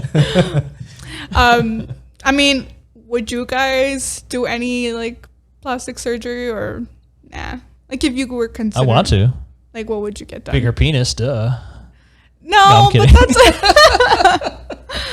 that's My jaw is asymmetrical. My Is face it? is a little bit asymmetrical. Have you gotten it like measured, or you just visually see yourself and you're like, actually, I can tell you from the corner of my chin to the corner of my jaw, okay. they're not. Oh wow, okay. So, I mean, you spend enough time looking in the mirror, you'll notice if you're Yeah. not symmetrical. And then I think when it really comes out is when you see yourself on camera because the mirror is flipped. But if you see the camera, you're used to seeing yourself in the mirror. But when you see yourself on camera, then you notice the asymmetry. a lot. Yeah, you see, you're gonna notice things more. Like, right? Of course, like yeah. I noticed my hump, and you guys are like, "Oh, if you didn't point it out, I wouldn't have noticed." And it's, Yeah. of course, we're our worst own critic. worst critic. Yeah. Exactly. So, well, I can tell you that they do chin implants, they do jaw reconstructive surgery. Can you just paste a thing on the outside to make it bigger? Yeah, they do that. I want a bigger caveman jaw. It's funny when I went in there to get my nose done, my surgeon said, what you have to have is a nice jawline and like a nice nose, because front wise, I can't like tell from your profile, right, your jaw, but Yeah. a nice, like a very attractive person will have a very nice like jawline. Yeah. He's like, people don't ever go and like, I need a new jaw. It's very I seldom. want a new jaw. Yeah, well, I mean, you're like, I know I want a new jaw. I think you see that in male models. They have very strong, wide They jaws. do, And very if male, defined. yeah, and if models are what we're looking at as, this is all wishful thinking. I mean, I wish I could go get plastic surgery. I guess I could if I made it a big enough priority, but Yeah, but I it's haven't. not that big of a priority for you to do that. I mean, yeah, you want to be more attractive, right? Is that the goal? So it's a weird thing because what does that really get me? Does that get me more sex? Maybe. Does it get me more sales? Do people choose you more as a realtor if you're more attractive? What do you think? I think there is something to that. You're being more attractive, I think so as well. right? Will open a lot of doors a lot easier and quicker in any situation. If you walk into a bar, even the staff is going to react differently on a very subtle, minuscule way. Like attractive people get treated better in every situation. And so if you add up that little advantage, that little benefit in every interaction in your life, does that worth something? I don't know. Is it shallow to want to be more attractive, or is it practical? Is it pragmatic? I don't know. However you want to define it, right? Because I can say one thing and be like, no, I'm not shallow, but then you could be like, no, that's pretty shallow. I mean, Yeah, I mean, so I'm sitting right across from you. I can say you wanting to be more attractive is great because I'm happy that you're more attractive. I'd rather be sitting here with an attractive person than not. So if I value attractive people, how could I expect you to not want to be? yeah. I mean, Right. some people do it for the wrong reasons, right? Like either it's for attention or it's to get the guy's attention. Me, it was just like personally me. But the thing is that I've gotten quite a bit of, work done, right? So More than your nose? my nose, yeah, I got chin lipo. I've had my Oh, breast yeah. done. Get rid I've of this. had, not that I'm like, oh, I No, you have a lot of experience do here. have a lot of experience with How do I get rid of surgery. this goose, this turkey? I mean, I can show you some before photos of me, but it like, no, I mean, like, look at like how, like I do not have a double chin. Yeah. You can do two things for like, for your under chin. There's, 3 ways you can get rid of it. I like 3 ways. And they're all very practical. One is you get a chin lipo, which is, very effective procedure. Okay. I don't know if you have to go under. I mean, I was under. Now you can do Kybella, which are injections, and those like burn the fat, but you have to do like multiple sessions. But yeah, it's a fat burner, so they just inject it, and it kind of, and then for a while you kind of look like a frog. Oh. For a while, and then Like a month? Oh, I think maybe like a month or two. Did you do the frog thing? No, well, no, I didn't. I got the lipo. Okay, I went straight to the SARS. I was like, no, take the fat out. Now I'm not. Okay. Or there's cool sculpting for the chin, so that freezes the fat cells, and then you have again do more sessions. So in the long run, I think lipo, like a chin lipo, would get you the results you want and faster, but you got to go under. Versus doing the non-invasive procedures, you got to do multiple procedures, but it's going to be more out of your pocket. Is it just fat living here, or is there loose skin? I think it's, I don't know. I mean, I think it's mostly fat. But if you have, I don't know, maybe the surgeon might say, we need something like a chin or jaw to project it more, so that let's say they take out fat, because you have now more stuff coming out, you're filling in that volume. I've seen some before and after photos of like people getting their necks done, and I'm like, wow, like it makes a huge difference. Like something as small as that. See, I could be really good looking, Liem. What a world that would be. But yeah, I mean, would you get anything done, or? I mean, if I could change something, I don't know if I would. I don't think I would dish out the money to do it. If I were to change something, it would be my eyes aren't symmetrical. This one's smaller, and one of them droops, so I would make the eyes symmetrical. That's why I like to sit on the left side of the camera, because this smaller one. No, I'm sorry. This smaller one is bigger on the camera. And you've noticed it. You see it. And you're yeah. like, Yeah. In pictures, definitely. Yeah. Yeah. No, I I wouldn't. think my left eye droops. If you watch, if you look at a bunch of my pictures, if you look like maybe my Facebook photos, you'll probably notice I'm always looking to the left. But you see, Put this one closer now to the it's camera. like it impacts you, because right now you're consciously sitting in a certain way, because you're like, I know. There's for a time, I don't know if you remember, I sat on the left side when we did the podcast. So it does. And you deleted all those? No. I agree with you. It does affect me, but I try not to let it affect me. So I don't mind sitting on the left, the right side of the camera. But if I get to choose, I'll sit on the left. What do you think about Liem's eyes? Do you see what he sees? I don't see. And she's a trained acrobat of plastic surgery here. I'll show you my photos sometimes. When it's straight on photo, you could see the difference between the two. Yeah. And it's easy. I know image editors or like Adobe Photoshop, so I could easily flip half of my face on the other one, and you could totally see. It's like one eye. Well, nobody's perfectly symmetrical.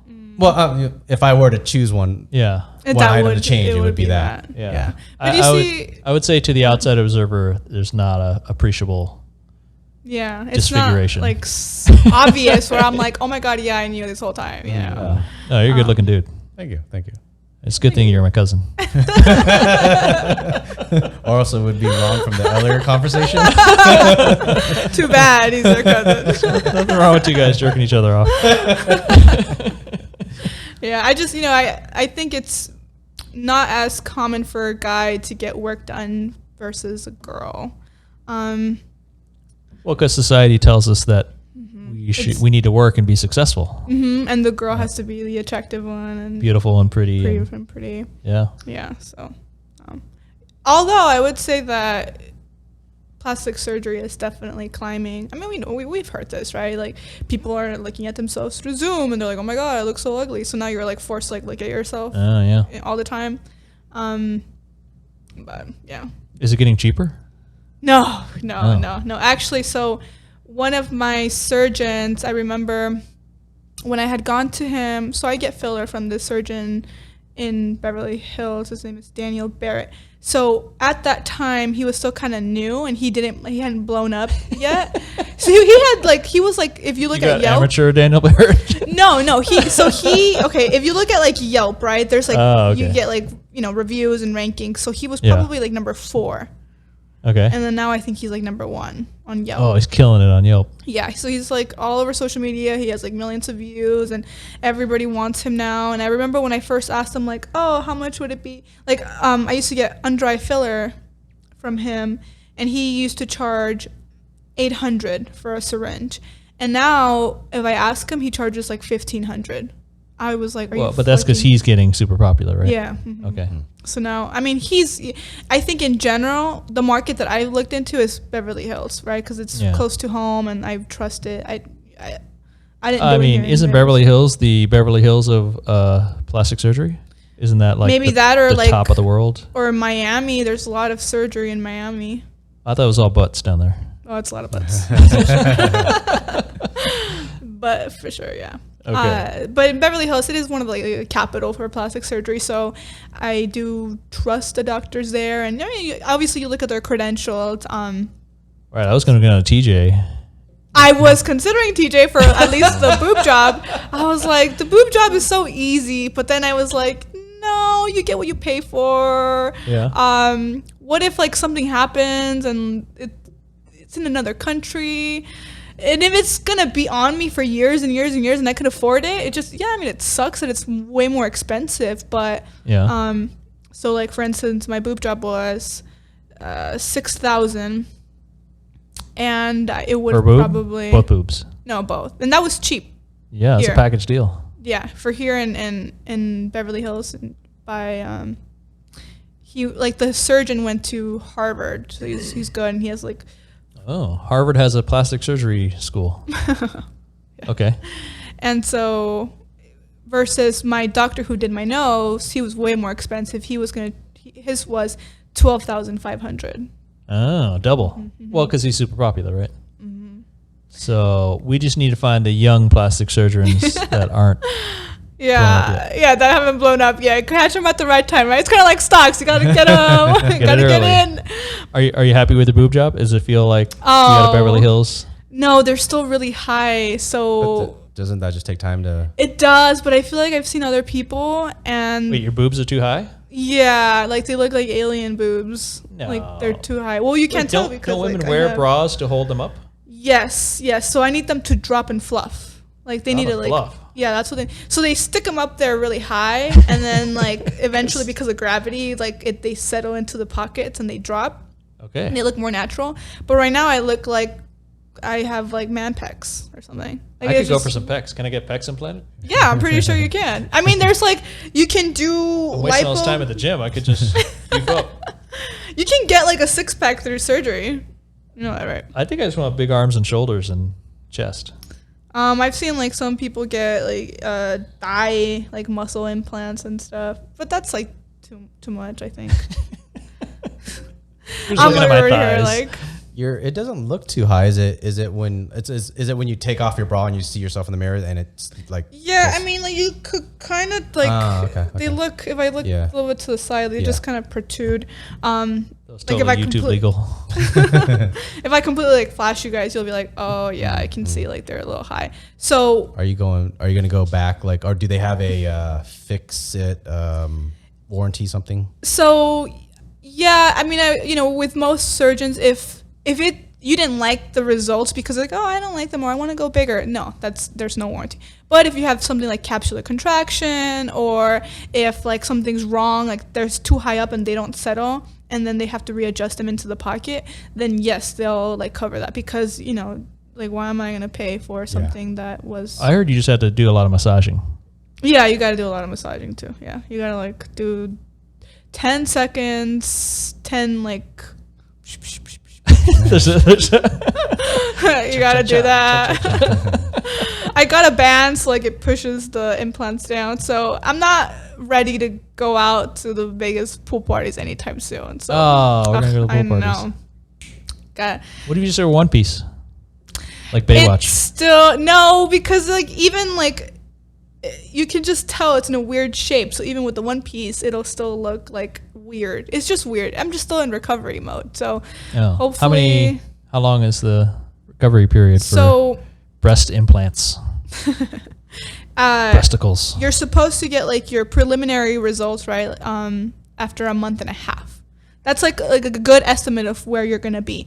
After 3 months, that's like you're set. Like Okay. you're good to go. That's pretty much your result. How many months in are you right now? I'm 3 weeks. So 3 weeks. yeah. Okay. So I'm like already like halfway. Wait, I knew you before your boobs. Yes. Okay. Yeah. Sorry, I never looked at your chest. I was looking at your beautiful nose. Ooh.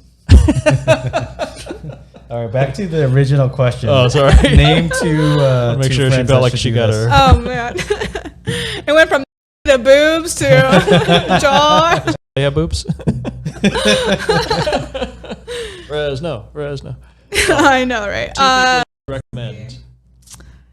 That's. I mean, there's just so many friends that I have that would be interesting to talk to. Oh, that's good. fantastic. Name them all then. Shit. I mean, probably like my friend Sarah. It's just wild, crazy, probably just like me. Just very straightforward and just says maybe sometimes some vulgar things, but We like vulgar. she's a fun time for sure. Let's see here. Maybe my friend John, pretty wild guy in college, kind of. Like snort cocaine?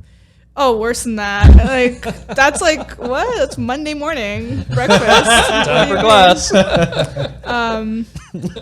Maybe my friends like Joe and Robert. They're gay couple living in San Francisco, and they've seen some like ratchet shit. Oh. Living in Oakland, and they're like, yeah. Like the last time I think they like got in a fight with a black girl in the elevator, just because. You just gotta ask them. Oh, yeah. Oakland can be tough. All right. Next, last question. Tell me in a few sentences or less about what this conversation was like. If you've done a podcast or interview before, describe the biggest difference. I may use this in a video collage for new potential guests. Okay, so I know I've sent you guys a list of things to talk about, and we covered some of them, Yeah, I but know. We got far on your list. we probably only hit one. I mean, we could talk about boobs for like 3 hours. You should have asked from the beginning. I'm just kidding. Wasted a lot of time talking about erections. Yeah, what the That's hell? how stupid we are. Stupid horny man. A lot of dick. Yeah. Okay, so how was the experience for you? I like it. I mean, I prefer to have just a very random flow of conversations. It's nice to have something, like, okay, well, here's like a list of items that we can talk about, but it's just more natural when the conversation takes you wherever, Yeah. Actually, jumping back to Renee's, was that the last podcast that we did? So anyways. Yeah. Why, what's up with So Renee? I felt like that last podcast, we did start to dive into certain conversations that wasn't on the list at all. And I that's what I'm actually going for, I think. Yeah. So I the list that we have, that's fantastic to have a start, to have something to go off of. But there's times where we went on tangents with Renee where I really liked where that conversation was going. Like it's conversations that me and you have when we're sitting around the kitchen. Yeah. It's those conversations, especially like Ricky, when I tell you, my friend Ricky, we have Tall motherfucker. the tall motherfucker, but we have some really good conversations. Does he make yeah. 6 figures? He's like NBA tall. Yeah. Oh, Jesus. Yeah, 6'7", I think. Wow. But the conversations are I think such gold worthy, such awesome content for a podcast. But once I get a mic on him, something he's changes. a different dude. It's the conversation changes. It's different. And Well, because he knows he's talking to. I think so. I think so. So I don't know if you're totally down to do more, a couple more, and maybe we could dive into that and give that a chance. But those are the conversations when we talk about like government. We went a little bit with the men and women thing today, and I thought that was really cool. But when we talk about government, politics, people's personalities, those are the conversations I really want to try capturing on this podcast. But we have yet to. I have yet to find a formula for it. We spent 20 minutes talking about Santa Barbara cops. Does that count for anything? Yeah. No? Okay, not the gold. Sorry, guys. I tried. Tried to bring it in. All right, let's call this the official and. Great. Thank you so much. Yeah. Cheers. Cheers. Salud.